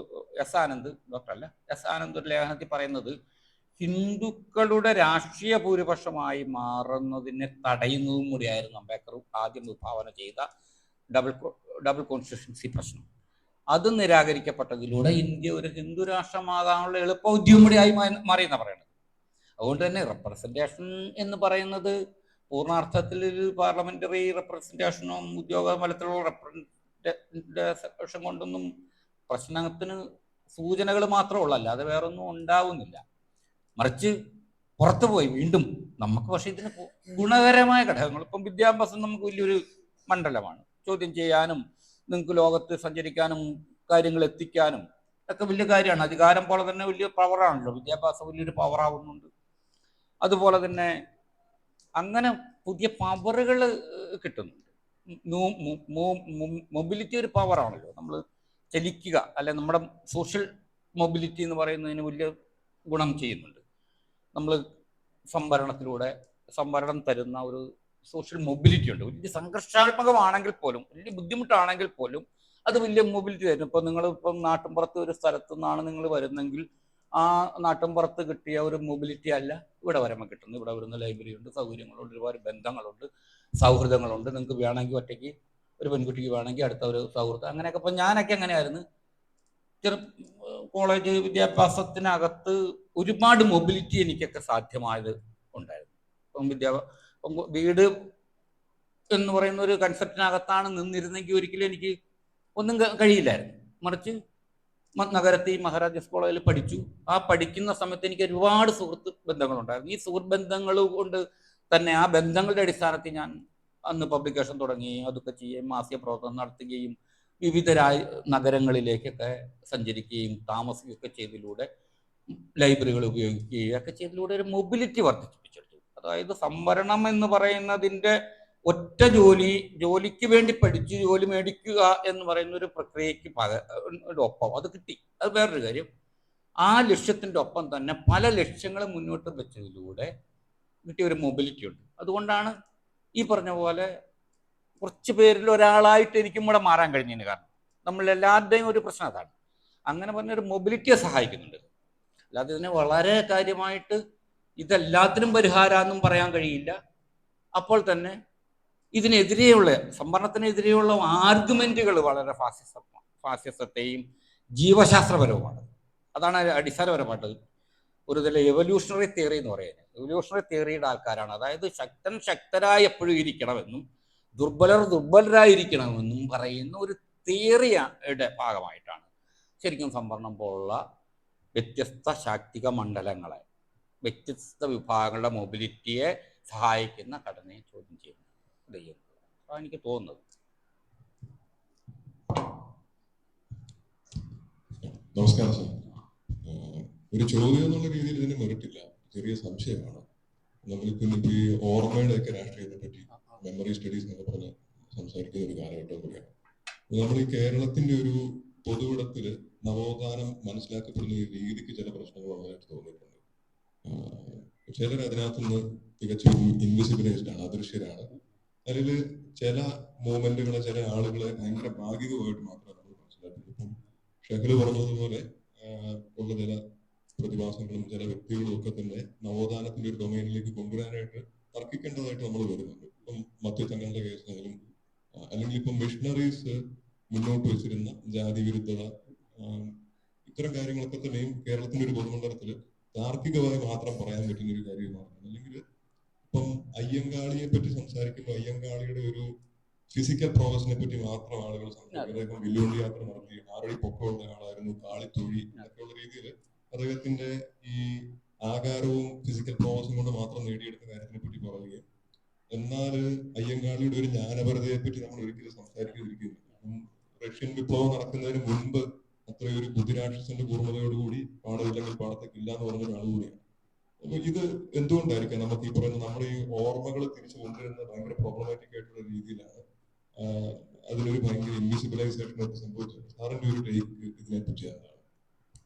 ഇത് വളരെ പ്രധാനപ്പെട്ട ഒരു കാര്യമാണ് നിങ്ങൾ പറയുന്നത്. കാരണം എന്ന് പറഞ്ഞാൽ അത് നമ്മൾ അയ്യങ്കാളി എന്ന് പറയുന്ന അയ്യങ്കാളിയെ പറ്റി കേരളത്തിൽ പറഞ്ഞ പോലെ ഒരു അദൃശ്യതയായിരുന്നു. ഒരു വേറൊരു വ്യക്തി മാത്രം, ദൃശ്യത മാത്രമല്ല, ഒരു മോശപ്പെട്ട ആളെന്നാലേ. ഇപ്പൊ ഞാൻ സൂസിത്താരുമായിട്ട് ഇങ്ങനെ വീട്ടിൽ ഒരു ദിവസം ഇങ്ങനെ വന്നപ്പോഴത്തേനും അവർ പറഞ്ഞൊരു കാര്യമാണ്. അപ്പൊ അവരുടെ വീട്ടില് അല്ലെങ്കിൽ അവരുടെ ഒക്കെ സമുദായം, ഇപ്പം തിരുവല്ലക്കാരാണ്, അവരുടെ വീട്ടിൽ ഇങ്ങനെ കുട്ടികളെ ഉറക്കുന്ന സമയത്ത് കുട്ടികൾ കരയുമ്പോഴത്തേന് അയ്യങ്കാളി വന്ന് പിടിച്ചുകൊണ്ട് പോകും എന്ന് പറഞ്ഞുകൊണ്ട് പേടിപ്പിക്കും. കാട്ടുമാക്കാൻ വന്ന് നിങ്ങളെ എടുക്കുന്നൊക്കെ പറഞ്ഞ് പേടിപ്പിക്കുന്ന പോലെ അയ്യങ്കാളി വന്ന് പിടിച്ചുകൊണ്ട് പോകുമെന്ന് പറഞ്ഞ് പീഡിപ്പിക്കുമായിരുന്നു. അതായത് അർത്ഥം ഒരു പിശാചിന്റെ ഒരു രൂപത്തിലെ അല്ല ഒരു സങ്കല്പത്തിലേക്ക്, മെമ്മറിയിൽ അർദ്ധ പിശാചിന്റെ ഒരു രൂപത്തിലേക്കാണ് അയ്യങ്കാളിയൊക്കെ പിന്മാറുന്നത്. അതിന് കാരണം അയ്യങ്കാളി ഉണ്ടാക്കിയ അതിരൂക്ഷമായ സങ്കീർണതകളാണല്ലോ അല്ലെ. അതിന് കാരണം അതുപോലെ തന്നെ മറ്റേ അയ്യങ്കാളി ആ കുന്നോളി മണിയുടെ പുസ്തകത്തിൽ അയ്യങ്കാളിയെ പറ്റി സവർണർ ദിവാന് കൊടുക്കുന്നൊരു നിവേദനമുണ്ട്. അയ്യങ്കാളിയുടെ നേതൃത്വത്തിൽ 2000-ഓളം വൃത്തികെട്ടവന്മാര്, മഹാമോശക്കാര് ഭയങ്കരമായ ആയുധങ്ങൾ സമാഹരിച്ചും വെട്ടുകത്തിയും വാക്കത്തിയും എല്ലാം സമാഹരിച്ചുകൊണ്ട് വന്നിട്ട് ഞങ്ങൾ എന്ന് പറഞ്ഞ സർക്കാരിന്റെ ഏറ്റവും പ്രധാനപ്പെട്ട ആൾക്കാരായ നായന്മാരുടെ വീടുകൾ കത്തിക്കുകയും അവരെ വംശനാശപ്പെടുത്താനും പോവുകയാണ്. അതിന് സഹായിക്കുകയാണ് ചില മിഷണറിമാർ മറ്റേ നേമത്തെ ഒരു ഇൻസ്പെക്ടർ എന്ന് പറഞ്ഞുകൊണ്ട് ഒരു നിവേദനം കൊടുക്കുന്നുണ്ട്. അത് ഞാൻ സോഷ്യൽ മീഡിയ 2-3 വർഷം മുമ്പ് ഞാൻ എടുത്തിട്ടുണ്ടായിരുന്നു. അതായത് ഞങ്ങളെ വംശനാശപ്പെടുത്തും എന്നും പറയുന്നു. അതുകൊണ്ട് തന്നെ വളരെ മോശമായിട്ട് അയ്യങ്കാളിയെ പറ്റി പറയണം. അയ്യങ്കാളിയെപ്പോൾ ഒരു വൃത്തികെട്ടവൻ ലോകത്തുണ്ടോ എന്നൊക്കെ ചോദിച്ചു. അതിനർത്ഥം എന്ന് പറഞ്ഞാൽ ഇങ്ങനെ ഒരു ഭയങ്കര തെമ്മാടിയുടെയും പിശാചിന്റെയും ഒക്കെ ഒരു പ്രശ്നത്തിലാണ് ജാതിക്കെതിരെ അല്ലെങ്കിൽ തുല്യതയ്ക്ക് വേണ്ടിയും ഒക്കെ വേണ്ടി വാദിച്ച ഒരു കീഴാള പ്രതിദാനം നമ്മുടെ ബോധമണ്ഡലത്തിൽ അങ്ങനെയാണ് സപ്രസ്ഡായി മാറിയത്, അങ്ങനെയാണ് അടക്കി നിർത്തപ്പെട്ടത്. ഈ അടക്കി നിർത്തപ്പെട്ടതിനെ റീഡിഫൈൻ ചെയ്തെടുത്താണ് ദലിത് പ്രസ്ഥാനത്തിൻ്റെ ഒരു വലിയ ഗുണം. ഇന്നത്തെ ദലിത് പ്രസ്ഥാനം എന്ന് പറയുന്നതിനെ ഞാൻ കാണുന്ന പ്രധാനപ്പെട്ട കാര്യം, ഞാൻ ആദ്യം സൂചിപ്പിച്ചു, ഇപ്പം 80കളിൽ ഞങ്ങളൊക്കെ ഉള്ള സമയത്ത് മാവോസത്വത്തിനെ പറ്റി എനിക്ക് കൃത്യമായിട്ട് അറിയാം. ഞാൻ മാവോസത്വത്തിൻ്റെ ഒക്കെ പുസ്തകമൊക്കെ വിവർത്തനം ചെയ്തിട്ടുണ്ട് അക്കാലത്ത്, സ്കൂളിൽ പഠിക്കുമ്പോൾ. അല്ലെങ്കിൽ പ്രധാനപ്പെട്ട ഗ്രാംഷിയുടെ പുസ്തകം വരെ വിവർത്തനമൊക്കെ ചെയ്ത് എല്ലാം വളരെ കാര്യമായിട്ട് അപ് ടു ഡേറ്റ് ആണ്. പക്ഷെ ഇക്കാര്യത്തിലേക്ക് നമുക്ക് ഇല്ലാതെ പോയതിൻ്റെ കാരണങ്ങളിലൊന്ന് ഇതിനെപ്പറ്റി നിർവചിക്കുന്നതിൻ്റെ ഒരു പ്രശ്നമാണ്. അതായത് ഇപ്പം ജീവചരിത്രം ആദ്യമായിട്ട് എഴുതുന്നത്, അയ്യങ്കാളിയുടെ ജീവചരിത്രം എഴുതുന്നത് ചന്താരശ്ശേരി ഇത് തന്നെയാണ് എഴുതുന്നത്. കാരണം അന്നത്തെ മാർക്സിസത്തിന്റെ ഒരു കാർഷിക വിപ്ലവകാരി എങ്ങനെയാണ് ആയിരിക്കും എന്നതിനെപ്പറ്റി ഒരു സങ്കല്പത്തിലാണ് പുള്ളി എഴുതുന്നത്. പക്ഷെ 80കളിലൂടെ വരുമ്പോഴത്തേനും ആണ് 70കൾക്ക് ശേഷം വരുന്ന ദലിതരുടെ ഒരു തലമുറയാണ് റീഡിഫൈൻ ചെയ്യുന്നത് പുതിയ, അതായത് ഒരു സമുദായത്തിനകത്തേക്ക്. അദ്ദേഹത്തെ ഒരു കാർഷിക വിപ്ലവകാരി, അപ്പോൾ അതായത് 3-4 കാഴ്ചപ്പാടുണ്ടായിരുന്നു. ഒന്ന് ഗാന്ധി മുന്നോട്ട് വെച്ച പുലയ രാജാവ് എന്ന് പറയുന്ന ഒരു കാഴ്ചപ്പാടുണ്ടായിരുന്നു അയ്യങ്കാളിയെ പറ്റി. അതുപോലെ തന്നെ ഞാൻ ആദ്യം പറഞ്ഞ നമ്മൾ ഓർമ്മയിൽ നിലനിൽക്കുന്ന അയ്യങ്കാളിയെ പോലുള്ള അർത്ഥവിശ്വാസ അല്ലെ അർത്ഥ സാമൂഹ്യ വിരുദ്ധൻ അല്ലെങ്കിൽ ഒരു ഗുണ്ട നേതാവ് എന്ന് പറയുന്ന കാഴ്ചപ്പാട് സമൂഹത്തിന് അടിത്തട്ടി കിടക്കുന്ന ഈ സങ്കല്പത്തിനൊക്കെ മാറി നവോത്ഥാനവുമായിട്ട് ബന്ധപ്പെട്ട അല്ലെ ആധുനികവൽക്കരണവുമായിട്ട് ബന്ധപ്പെട്ട സാമൂഹ്യ വിപ്ലവത്തിന്റെ ഒരു ദിശയിലേക്ക് അദ്ദേഹത്തെ ചൂണ്ടിക്കാണിച്ചുകൊണ്ട് അദ്ദേഹത്തിന് വ്യാഖ്യാനിക്കാൻ ശ്രമിച്ചത് കേരളത്തിലെ ദലിതരുടെ പുതുതലമുറയാണ്. 70-ന് ശേഷം രൂപപ്പെട്ട പുതിയ രീതിയിൽ വിദ്യാഭ്യാസവും നേടുകയും ലോകപരിചയമുള്ളവരാണ്. അവർ മാർക്സിസത്തിന്റെ ഒരു കാഴ്ചപ്പാടിലൂടെ മാത്രമല്ല കണ്ടത്, അല്ലെങ്കിൽ ഈ പറഞ്ഞ പോലെ ദേശീയവാദത്തിന്റെ കാഴ്ചപ്പാട്. ഇപ്പം ഗാന്ധിയുടെ ഒരു ദേശീയവാദ ധാരയുണ്ട്, പുലയര നേതാവ്, പുലയ രാജാവ് എന്നൊക്കെ പറയുന്ന കാഴ്ചപ്പാടിനും അപ്പുറം നിന്നത്, അല്ലെങ്കിൽ പുരോഗമന മാർക്സിസ്റ്റുകളുടെ കർഷക തൊഴിലാളി അല്ലെങ്കിൽ കാർഷിക അടിമ വ്യവസ്ഥയിൽ മാത്രം കാണുന്നതിന് പകരം കേരള സമുദായങ്ങളുടെ അകത്തെ പല ആൾക്കാർ നവോത്ഥാന ഇതിലൂടെ കണ്ടപ്പോഴാണ് ഈ ആബ്സെൻസ് മാത്രമല്ല ഈ വ്യാഖ്യാനത്തിൽ മാറ്റം വന്നത്. അങ്ങനെ വ്യാഖ്യാനിക്കുമ്പോഴാണ് ഇത് വളരെ വലിയ മണ്ഡലമാണെന്ന് മനസ്സിലാക്കുക. അങ്ങനെയാണ് ഇപ്പം പൊയ്കയിലപ്പച്ചൻ മാത്രമല്ല, പൊയ്കയിലപ്പച്ചനെ പറ്റി നമ്മൾ അറിയുന്നില്ലായിരുന്നു, സഹോദരനെപ്പറ്റി പ്രസക്തി ഇല്ലായിരുന്നു. ഇന്ന് നോക്കുമ്പോൾ എന്താണ്, അംബേദ്കർക്ക് തുല്യമായ പ്രസക്തിയിലേക്കാണ് അദ്ദേഹം ഉയർന്നു വരുന്നത്, അല്ലേ? വളരെ പ്രധാനപ്പെട്ട ഒരു പൗരസൗഹൃദ പ്രസ്ഥാനത്തിൻ്റെയും സ്ത്രീകളുടെ തന്നെ അവകാശത്തെ പറ്റിയുള്ള ചർച്ച ചെയ്ത ആൾക്കാർ, കേരള നവോത്ഥാനത്തെപ്പറ്റി, നവീകരണത്തെപ്പറ്റി, വികസനത്തെപ്പറ്റി സങ്കല്പമുള്ള ഇതൊന്നും 80കളിൽ ഇല്ലായിരുന്നു. അതിന് കാരണം ഈ വ്യവഹാരങ്ങൾ, അതായത് എല്ലാം നമ്മൾ കണ്ടത് യൂണിയൻ. അത് ഇയാളുടെ പുസ്തകത്തിൽ ഇവിടെ തകഴിയുടെ ഒരു നോവലുണ്ടല്ലോ, രണ്ടിടങ്ങഴിയിൽ പുലയൻ അല്ലെങ്കിൽ പറയാനാണ് അതിൻ്റെ നായകൻ. ഇയാളുടെ ഒരു ഇതിനെപ്പറ്റി ഒരു കാര്യം എന്ന് പറഞ്ഞാൽ എന്താന്ന്, യൂണിയൻ വരുന്നതോടുകൂടി സമുദായത്തിന് പകരം യൂണിയനാണ് അവിടെ. കർഷക തൊഴിലാളി എന്ന് പറയുന്ന പ്രസ്ഥാനത്തിന്റെ യൂണിയൻ ലെവൽ മെമ്പർ ആകുന്നതിലൂടെ ഇയാൾ എല്ലാം ഉള്ള ഒരാളായി മാറുകയും അയാൾ സാമൂഹിക വിപ്ലവത്തിന്റെ ഭാഗമാവുകയും ചെയ്യും. പക്ഷേ കർഷക തൊഴിലാളി പ്രസ്ഥാനം, ഇപ്പം തിരുവിതാംകൂറിന്റെ പ്രത്യേകത എന്താ, അയ്യങ്കാളി പ്രസ്ഥാനം, പൊയ്കയിലപ്പച്ചൻ ഒക്കെ ഉള്ള പ്രധാനപ്പെട്ട സാമൂഹിക സമരങ്ങൾ, വലിയ മൂവ്മെന്റുകൾ ഉണ്ടായിരുന്ന സ്ഥലമാണ് ഈ പ്രദേശങ്ങൾ. ഈ ഓർമ്മകൾ പോലുമില്ല. അദ്ദേഹത്തിന്റെ കൃതിയിൽ അയ്യങ്കാളി എന്ന് പറയുന്ന ഒരു പരാമർശം പോലും, കേരളത്തിലെ സാഹിത്യകാരനാണല്ലോ, കേരളത്തിലെ സാഹിത്യത്തിൽ എവിടെയെങ്കിലും കാണുന്നതല്ലേ, ഒരു പരാമർശം പോലും അദ്ദേഹത്തിന്റെ ഒരു കൃതിയിൽ പോലും അയ്യങ്കാളിയുടെ സൂചനകളില്ല. മറിച്ച് മറ്റു സൂചനകളൊക്കെ ഉണ്ട്. ഇപ്പൊ യൂണിയൻ എന്ന് പറയുന്ന ഒരു സാധനത്തിലേക്ക് ഇത് ഇൻകോർപ്പറേറ്റ് ചെയ്യുന്നതിലൂടെ ചരിത്രബാഹ്യരാവുന്ന ഒരു തരം എന്താ പറയാ, ചരിത്രബാഹ്യരായി, ഞാൻ ആദ്യമേ സൂചിപ്പിച്ച ചരിത്രബാഹ്യരാക്കുന്ന ഒരു വ്യവഹാരമാണ് നിലനിൽക്കുന്നത്. ഇതിനെയാണ് ഈ ദലിത് പ്രസ്ഥാനമായിട്ടുള്ള ഈ സംഘർഷത്തിന് കാരണം. അപ്പൊ പലപ്പോഴും മാർക്സിസ്റ്റുകളെ നിങ്ങൾ എന്തുകൊണ്ട് എതിർക്കുന്നു, മാർക്സിസ്റ്റ് അല്ല, മാർക്സിസ്റ്റ് ഇതരമായ മണ്ഡലം എന്ന് ചോദിക്കുന്നതിന് കാരണം അതാണ്. മാർക്സിസത്തിനകത്ത് ടൂള് വെച്ച് ഇത് പരിശോധിക്കാൻ കഴിയില്ലായിരുന്നു. കാരണം തന്നെ വർഗം എന്ന് പറയുന്ന കൺസെപ്റ്റിനകത്ത് സൂചിക്കുമ്പോൾ,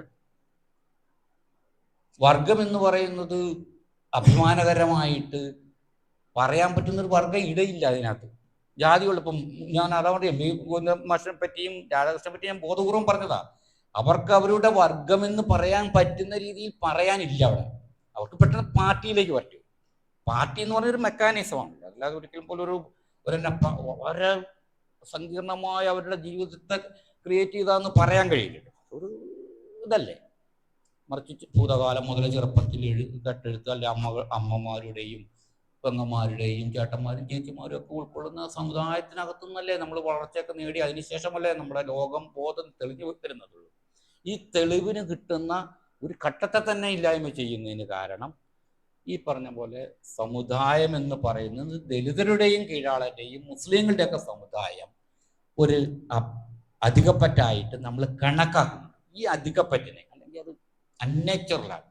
ഈ അൺനേച്ചുറൽ എന്ന് പറയുന്ന ഒരു മണ്ഡലത്തിൽ നിലനിർത്തിയാൽ മാത്രമാണ് ദേശരാഷ്ട്രത്തിന് അതിൻ്റെ അവകാശം ചില വിഭാഗങ്ങളിൽ മാത്രമായിട്ട് കേന്ദ്രീകരിച്ച് കൊണ്ടുപോകാൻ കഴിയുള്ളൂ. അത് അലോഷ്യസൊക്കെ അങ്ങനെ തന്നെയാണ് സൂചിപ്പിക്കുന്നത്. അതുകൊണ്ടാണ് ഈ സംഘർഷം രൂപപ്പെട്ടത്. അത് 80 ഇപ്പോൾ യൂറോപ്പിൻ്റെ ചരിത്രത്തിൽ അല്ലെ അമേരിക്കയുടെ ചരിത്രത്തിൽ 60, 70കൾക്ക് വളരെ പ്രാധാന്യമുണ്ട്. കാരണം അവിടെയാണ് സ്വതന്ത്ര വോയിസ്, സ്ത്രീകളുടെയും കറുത്തവരുടെയൊക്കെ ശക്തമായ സ്വന്തം സ്വരങ്ങൾ ഉയർന്നു വന്ന പോലെ തന്നെ കേരളത്തിലെ ദലിത് സ്വരങ്ങൾക്കൊരു മാറ്റം വരുന്നത്. അത് പല കാരണങ്ങളും 70കൾക്ക് ശേഷമാണ്. ഈ 70കൾക്ക് ശേഷമുള്ള ദലിത് വ്യവഹാരങ്ങളാണ് ഇതിനെയൊക്കെ പുനർനിർമ്മിച്ചെടുത്തത്. അത് പുനരാഖ്യാനം ചെയ്യുക മാത്രമല്ല ചെയ്യുന്നത്, അതിന് അതിൻ്റെതായ ഒരു നിർവചനവും കൂടെ അവർ കൊടുത്തു. അതുകൊണ്ടാണ് നിങ്ങൾ ആദ്യം സൂചിപ്പിച്ച അയ്യങ്കാളിക്ക് ഒരു ജ്ഞാനപ്രതിദാനമായിട്ട് നമ്മുടെ ഒരു കൽപ്പന ഒപ്പം രൂപപ്പെട്ടു, പണ്ടില്ലായിരുന്നു അല്ലേ? കാരണം എന്നാ, വിദ്യാഭ്യാസത്തിൽ സ്ത്രീ വിദ്യാഭ്യാസം എന്ന് പറയുന്നതാണല്ലോ ഏറ്റവും പ്രധാനപ്പെട്ട പുരോഗമനത്തിന്റെ ഏറ്റവും പ്രധാനപ്പെട്ട കാര്യം. ഒരു പെൺകുട്ടിയെ, കീഴ്ജാതിക്കാരിയായ ഒരു പെൺകുട്ടിയെ സ്കൂളിലേക്ക് കൊണ്ടുപോയി എത്തിക്കുക, അതേപോലെ വഴി നടക്കാനുള്ള, കോടിക്കണക്കിന് പേരുടെ വഴി നടക്കാനുള്ള സ്വാതന്ത്ര്യം, അതുപോലെ തന്നെ വളരെ പ്രധാനപ്പെട്ടതാണ് കല്ലുമാല ബഹിഷ്കരണം പോലുള്ള കാര്യങ്ങൾ. പലപ്പോഴും ദലിതരെ നമ്മൾ പറഞ്ഞില്ലേ പ്രീ മോഡേണായിട്ട് കാണുന്നതിന് കാരണങ്ങളിലൊന്ന് അവരുടെ അകത്തെ ആഭ്യന്തര പരിഷ്കാരങ്ങൾ നമ്മൾ ഉൾക്കൊള്ളാൻ തയ്യാറാവുന്നില്ല. അതുകൊണ്ടാണ് നിങ്ങൾ സ്വയം വിമോചിപ്പിക്കാനായിട്ട് നടത്തുന്ന ഒരു മാർഗമുണ്ട്. നിങ്ങൾ നല്ല വസ്ത്രങ്ങളിലേക്കും നല്ല ഫാഷനുകളിലേക്കും നല്ല ശരീരബോധത്തിലേക്കും ഒക്കെ നമ്മൾ കടന്നു വരുന്നൊരു ഘട്ടം കൂടി ഉണ്ടല്ലോ. ആ ഘട്ടത്തെ നിർമ്മാർജ്ജനം ചെയ്യുന്നതുകൊണ്ടാണ് ഈ കൽപ്പനകളൊക്കെ ഇങ്ങനെ നിൽക്കുന്നത്. പക്ഷെ ഇവരുടെ ഏറ്റവും പ്രധാനപ്പെട്ട പ്രസക്തികളൊന്ന് കല്ലുമാല ബഹിഷ്കരിച്ചതിനെ പറ്റിയൊക്കെ ഉള്ളത് അതൊക്കെയാണെന്ന് എനിക്ക് തോന്നുന്നത്. അതാണ് ഈ കെ ജെ ബേബിയുടെ നോവലിനെ പറ്റി ഞാൻ ആദ്യം പറഞ്ഞത്. മാവേലി മണ്ഡലം, മാവേലി മണ്ഡലത്തില് ഒരു ആദിവാസിയെ ചിത്രീകരിക്കുന്ന ആദിവാസിയെ സ്വയം പരിഷ്കരിച്ച ഒരാളായിട്ടല്ല, അവൻ സമുദായം പരിഷ്കരിച്ചതും അവൻ വിദ്യാഭ്യാസം നേടുന്നതിന് ഒരു തിന്മയായിട്ടാണ് കാണുന്നത്. ഇവിടെ അതൊക്കെ തന്നെ. അതുകൊണ്ടാണ് ഏകാളി അപ്രസക്തമായിട്ട് ആധുനികവൽക്കരിക്കാൻ ആ സമുദായത്തെ പ്രേരിപ്പിക്കുകയും അതിന് പ്രേരകമായിട്ടുള്ള വ്യവഹാരങ്ങൾ, പത്രം നടത്തുക, മാസിക നടത്തുക, സംഘടന നടത്തുക, സംഘടനാ രൂപങ്ങളിൽ പോവുക, പലരുമായിട്ട് സവർണരടക്കമുള്ളവരുമായിട്ട് ബന്ധപ്പെട്ടുകൊണ്ട് കാര്യങ്ങൾ ചെയ്യുക, ഇതൊക്കെ ചെയ്തതിനൊക്കെ നമ്മൾ വിസ്മൃതിയിലാക്കി. അതിന് പകരം നമുക്ക് ഒരു പറഞ്ഞ പോലെ ഒരു തരം അടിയും പിടിയും ഒക്കെ കലഹ സ്വഭാവത്തിൽ മാത്രമുണ്ട്. ഇന്ന് വിചാരിച്ച് കലഹം നമുക്ക് വേണ്ടെന്ന് വെക്കാനും കഴിയില്ല. കലഹവും കൂടെ കൂടിയാണല്ലോ ഉണ്ടാവുന്നത്. അതുകൊണ്ടാണ് സഹോദരനയ്യപ്പനെ പറ്റി ഈ കുമാരനാശാൻ ലഹള ശ്രീനാരായണ ഗുരുവിനെ പറ്റി പറയുന്ന വലിയ സമാധാനത്തിന്റെ ചിഹ്നമായിട്ടാണല്ലോ. കുമാരനാശാൻ സഹോദരൻ ഇയാളെ പറ്റി പറയുമ്പോഴത്തേന്, കുമാരനാശാനെ പറ്റി പറയുമ്പോഴത്തേന് ലഹളകളെ ഒരു സാമൂഹ്യ വിപ്ലവമായിട്ടാണ് കാണുന്നുണ്ട്. അപ്പോൾ അയ്യങ്കാളിയുടെ ലഹളകൾക്ക് അതിൻ്റെ പ്രാധാന്യമുണ്ട്. പക്ഷെ അതിനപ്പുറത്തേക്കുള്ള പ്രാധാന്യമാണ് പലപ്പോഴും സാമൂഹ്യ വിപ്ലവത്തിനുള്ളത്. ഈ സാമൂഹ്യ വിപ്ലവത്തിന്റെ പ്രശ്നങ്ങൾ ഈ പറഞ്ഞ പോലെ പുതിയ സമൂഹത്തിനകത്ത് പുതിയ കാലഘട്ടത്തിലാണ് അത് ഇത്രമാത്രം ചർച്ച ചെയ്യപ്പെടുന്നത്. ഈ ചർച്ച ചെയ്യപ്പെടുമ്പോഴും പലപ്പോഴും നമുക്ക് മറ്റുള്ള ഘടകങ്ങൾ, പ്രത്യേകിച്ച് പ്രോമിനൻ്റ്, ഇന്നലത്തെ ഏറ്റവും പ്രോമിനൻ്റ് ആയ ഒരു ദർശനമായ മാർക്സിസം പോലുള്ളവയ്ക്ക് പലപ്പോഴും അതിനോട് ഇപ്പോഴും സംവാദാത്മക ബന്ധം സാധ്യമായിട്ടില്ല. അതാണ് ഈ കൺഫ്യൂഷൻ പലർക്കും നിൽക്കുന്നത് എന്ന് എനിക്ക് തോന്നുന്നു.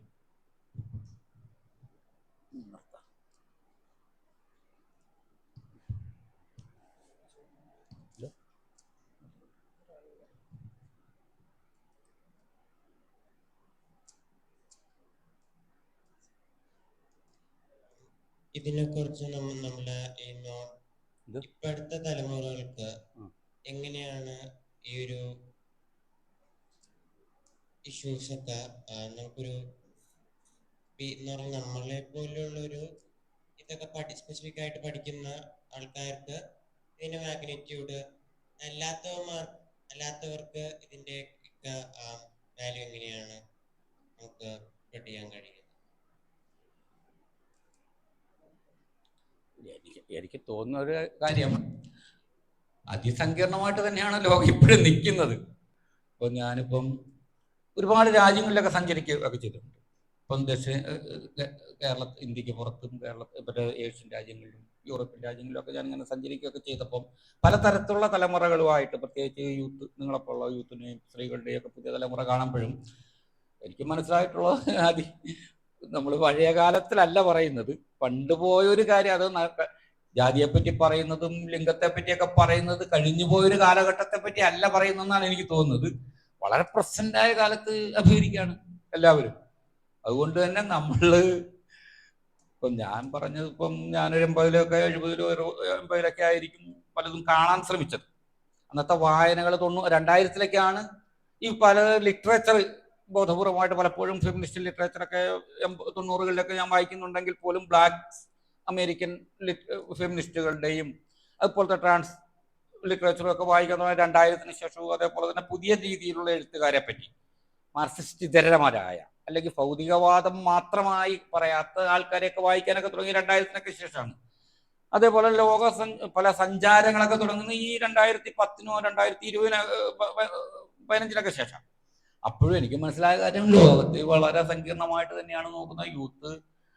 എല്ലാ തരത്തിലുള്ള സമൂഹങ്ങൾ വളരെ ശക്തമായ അധിനിവേശ സമൂഹത്തിൽ നിലനിൽക്കുന്നുണ്ട്. കേട്ടോ, അതിശക്തമായ അധിനിവേശം നിലനിൽക്കുന്നുണ്ട്, നിരാകരണം നയിക്കുന്നുണ്ട്. ഇപ്പം പാലസ്തീനിൽ നടക്കുന്ന എന്താണ്? ശരിക്കും വംശഹത്യയല്ലേ നടക്കുന്നത്? അപ്പോൾ അപൂർവ പ്രതിഭാസമായിട്ട് ഇതൊന്നും മാറി. അതേപോലെ തന്നെ കനത്ത രീതി, ഇപ്പോൾ ഫ്രാൻസിലൊക്കെ പോയി കഴിഞ്ഞാൽ കനത്ത രീതിയിലുള്ള വംശീയ വിചാരണം നമുക്ക് അറിയാൻ കഴിയും. പല സ്ഥലത്തും നമ്മൾ വളരെ മനോഹരമാണെന്ന് പറയുന്ന സ്ഥലത്ത് വലിയ ജാതി വിവേചനങ്ങളും വർണ്ണ വിവേചനങ്ങളും നിലനിൽക്കുന്നുണ്ട്. കീഴാള സമുദായങ്ങളുടെ ഈ താമസ സ്ഥലങ്ങൾ പലതും ഇവിടെയൊക്കെ പോലെ കോളനിയൊക്കെ പോലെ തന്നെയാണ്. പല സ്ഥലത്തും ഗെറ്റുകളൊക്കെ തന്നെയാണ്. അതുകൊണ്ടൊരു പ്രീ മോഡേണായ കാര്യം ഒരു പോസ്റ്റ് ആയ അല്ലെങ്കിൽ നോൺ മോഡേണായ കാര്യമല്ല നമ്മൾ ഈ പ്രശ്നങ്ങൾ പറയുന്നത്. വളരെ പ്രസന്റായ കാര്യം തന്നെയാണ് ഇത്. അതുകൊണ്ട് തന്നെ നമ്മുടെ അതിജീവനവും എങ്ങനെയാണെന്നുള്ളത് നമ്മൾ ഓരോരുത്തരും നമ്മളെ തന്നെ തിരിച്ചറിഞ്ഞും എന്നൊക്കെ കണ്ടുപിടിക്കേണ്ട ഒരു കാര്യമായിട്ട്, നിങ്ങളുടെ കാലവും സങ്കീർണമായിട്ട് തന്നെയാണ് പോകുന്നതെന്ന് എനിക്ക് തോന്നുന്നു. വിദ്യാർത്ഥികൾ എന്ന നിലയിലും യുവാക്കൾ എന്ന നിലയിലും യുവതികൾ എന്ന നിലയിലും നിങ്ങൾ അഭിമുഖീകരിക്കുന്ന സമൂഹവും വളരെ ബുദ്ധിമുട്ടേറിയ ഒരു സമൂഹത്തിലൂടെയാണ് നിങ്ങൾ കടന്നു പോകുന്നത് എനിക്ക് തോന്നുന്നത്. പറയാനുള്ള കാര്യം എന്ന് പറഞ്ഞാല് ഞങ്ങള് ഈ വിഷയം ദളിത് എന്ന വിഷയമായിട്ട് ഒരുപാട് ക്രോസ് ചെയ്യുന്നുണ്ട്. ദളിത് എന്ന വിഷയമായിട്ട് ഒരുപാട് അതിന്റെ പല വശങ്ങളും ഇതിപ്പോ സാർ പറഞ്ഞത് ഒരു വശമാണ്. അപ്പൊ ഒരുപാട് നമ്മൾ ഇത്രയ്ക്കും എന്റെ ഒരു അഭിപ്രായത്തില് ഇതെങ്ങനെ ഫാക്ച്വലായിട്ട് അല്ലെങ്കിൽ നോട്ടീസ് തരത്തില് മാത്രമായിട്ട് ഒതുങ്ങിക്കൂടാന്ന കാര്യമാണ്. ഫാക്ച്വലായിട്ട് അല്ലെങ്കിൽ ന്യൂട്രലായിട്ട് ഒരുപാട് ഇത് വെച്ച് പ്രോബ്ലം സോൾവ് ചെയ്ത് അത് ശരിക്കും ഇംപ്ലിമെന്റ് ചെയ്യേണ്ട ഒരു കാര്യമില്ല. അതിന്റെ ഒരു വാലിഡ് പോയിന്റ് ഉണ്ടെങ്കിൽ അതാ പ്രശ്നം. അതായത് സമൂഹത്തിനകത്ത് വോയിസുകളുണ്ട്. കാരണം ഇതിന്റെ എത്ര നമുക്കൊരു അത് പറ്റൂല എന്നൊക്കെ പറഞ്ഞ് നടക്കാനായിട്ട് വാലിഡ് ആണെങ്കിൽ അത് സാധിച്ചു കൊടുക്കാൻ നമ്മള് എന്തോരം ഞാൻ പറഞ്ഞു നോളജ് എന്ന് പറഞ്ഞ എന്റെ മനസ്സിൽ നിന്ന് പറഞ്ഞൊരു ഫാക്ച്വൽ ആയിട്ടുള്ളതും ഒരു ന്യൂട്രൽ ആയിട്ടുള്ള കാര്യമാണ്. അത് എങ്ങനെ നമ്മള് മറ്റ് രീതികളിലൊക്കെ കൊണ്ടുവരാന്നുള്ള ഒരു സംഭവം അതിനെ കുറിച്ചൊക്കെ എന്താണ്? അല്ല, നിങ്ങൾ പറയുന്നതാണ് ശരിയായ കാര്യം തന്നെയാണ് പറയുന്നത്. സമൂഹത്തിനകത്ത് വോയിസുകൾ ഉണ്ടാവുന്നുണ്ട്, ശക്തമായതുണ്ട്. പക്ഷേ സമൂഹം മാറ്റങ്ങൾക്ക് വിധേയമാവുകയും അധികാരം വികേന്ദ്രീകരിക്കുകയും സ്വത്ത് പദവികളൊക്കെ വികേന്ദ്രീകരിക്കപ്പെടാതെ പ്രശ്നം പരിഹരിക്കുന്നില്ലല്ലോ. ഇപ്പം മലയാള സിനിമയിൽ ഇപ്പം ശരിയാണ്, ഹേമ കമ്മീഷൻ റിപ്പോർട്ട് വന്നു, വലിയ രീതിയിലുള്ള കാര്യങ്ങൾ നമ്മൾ പ്രതീക്ഷിക്കുന്നുണ്ട്. പക്ഷെ ഒരു തൊഴിലിട പ്രശ്നമായിട്ട് അത് മാറുമ്പോഴത്തന്നെ മറിച്ച് അതിൽ ആബ്സെന്റ് ആയ ഘടകങ്ങളുണ്ട്. ഒരിക്കൽ പോലും ഇതിൽ സ്ത്രീ നമ്മുടെ ഒരു സൗന്ദര്യ ചിഹ്നമായിട്ട് വന്നിട്ടില്ല. ഒരു കറുത്ത സ്ത്രീ അതിലേക്ക് വന്നിട്ടില്ല. അല്ലെങ്കിൽ സവർണന്റെ കുടുംബ പരിഷ്കരണത്തപ്പുറത്തേക്ക് സാമൂഹ്യ യാഥാർത്ഥ്യങ്ങൾ സിനിമയിലേക്ക് വന്നിട്ടില്ല. അതിൻ്റെ അരിച്ച മൂലധനത്തിന് മാറ്റങ്ങൾ വന്നിട്ടില്ല. അങ്ങനെ കാഴ്ചപ്പാടുകളിലൊക്കെ വലിയ മാറ്റം വരുന്നില്ല. വോയിസ് ഉണ്ട് എന്ന് പറഞ്ഞ് കാഴ്ചപ്പാടുകൾ മാറുകയും പവർ വികേന്ദ്രീകരിക്കപ്പെടുകയൊക്കെ ചെയ്യുമ്പോൾ മാത്രമാണ് അതിന് അർത്ഥമുള്ളൂ. അതുകൊണ്ടാണ്. അല്ലെങ്കിൽ ഈ പറഞ്ഞ പോലെ അത് പലപ്പോഴും എന്താ പറയുന്നത്, ജനാധിപത്യത്തിന്റെ ഒരു കെട്ടിക്കാണ്. ജനാധിപത്യം, നമ്മൾ ലിബറൽ ജനാധിപത്യം ഭയങ്കര മഹത്താന്ന് നമ്മൾ പറയുന്നു. അതാണ് നമ്മൾ പറയുന്നതല്ല, നമ്മൾ ഒരുമിച്ചിരിക്കുന്നതിനും കാരണം അതാണ്. ലിബറൽ ജനാധിപത്യം നമുക്ക് തരുന്ന ഇടമാണ്. പക്ഷെ ലിബറൽ ജനാധിപത്യത്തിന്റെ ഒരു പ്രശ്നം എന്ന് പറയുന്നത്, ലിബറൽ ജനാധിപത്യം ഒരു വശത്തത് പവർലെസ്സിനെ ഒട്ടും കൺസെപ്റ്റ് ചെയ്യുക, മറ്റേ പവറിനെ വീണ്ടും വീണ്ടും പവറിനെ അറ്റൈൻ ചെയ്യാൻ ഒരു വിഭാഗത്തെ ഫലപ്രാപ്തിയിലാക്കുന്നതിലൂടെ ആബ്സെന്റ് ആയി പോകുന്നതാണ്. ഇപ്പൊ അംബേദ്കറൊക്കെ പറയുന്നുണ്ട്, ഇപ്പം കോൺസ്റ്റിറ്റ്യൂഷൻ നമുക്ക് വലിയ മഹത്തായ സംഭാവനകൾ നടത്തുന്നുണ്ട്. പക്ഷെ ഈ കോൺസ്റ്റിറ്റ്യൂഷൻ എന്ന് പറയുന്നത് ഒരു സംഭവമായി മാറണമെങ്കിൽ അതൊരു പ്രായോഗിക തലത്തിൽ ഒരുപാട് പ്രശ്നങ്ങളും കൂടെ സൂചിപ്പിക്കുന്നുണ്ട്. അതുകൊണ്ടാണ് ഇപ്പം വ്യത്യസ്ത വോയിസുകൾ ഇവിടെ രൂപപ്പെടുന്നുണ്ട്. പ്രത്യേകിച്ച് ദലിതരുടെയും സ്ത്രീകളുടെയും മുസ്ലിങ്ങളുടെയും ഒക്കെ ഡിസിഡന്റ് വോയിസുകൾ രൂപപ്പെടുന്നുണ്ട്. അവരിൽ നിന്നുള്ള ചോദ്യങ്ങൾ ഉന്നയിക്കുന്നുണ്ട്. പ്രത്യേകിച്ച് സർവകലാശാലകളിൽ അതിന് ഇടങ്ങളുണ്ടാകുന്നുണ്ട്.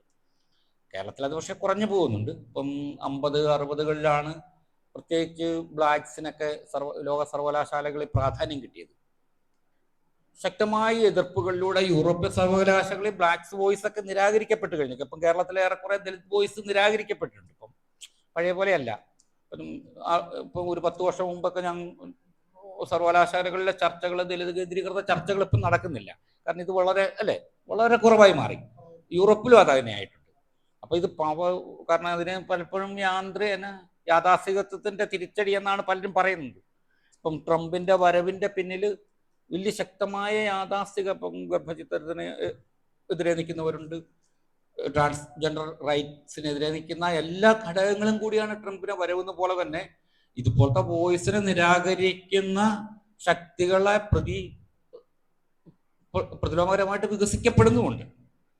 ഇങ്ങനെ ഒരു ഘട്ടത്തിൽ അതും കൂടെ കൂടിയാണ് ഇത് നിലനിൽക്കുന്നത്. അതുകൊണ്ടാണ്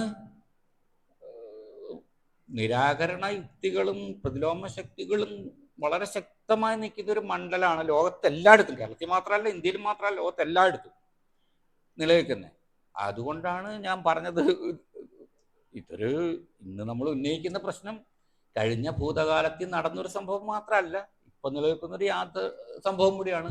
അത് എല്ലാവർക്കും ഇതിനൊക്കെ ചോദ്യം ചെയ്യാനും ഇതല്ലാതെ ഒരു ലോകത്തെ പറ്റി സങ്കല്പിക്കാനും നമുക്ക് എല്ലാവർക്കും ബാധ്യതയുണ്ടെന്ന് എനിക്ക് തോന്നുന്നത്. അത്ര എനിക്ക് പറയാൻ കഴിയുള്ളൂ.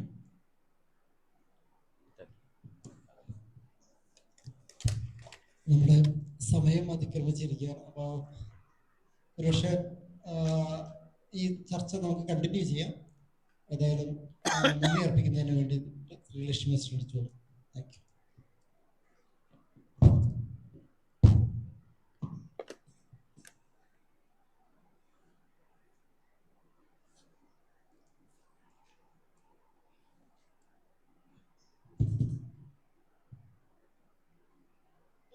കേരള സ്റ്റഡീസിന്റെ ലെക്ചർ സീരീസ് 2ാമത്തെ ദിവസമാണ്.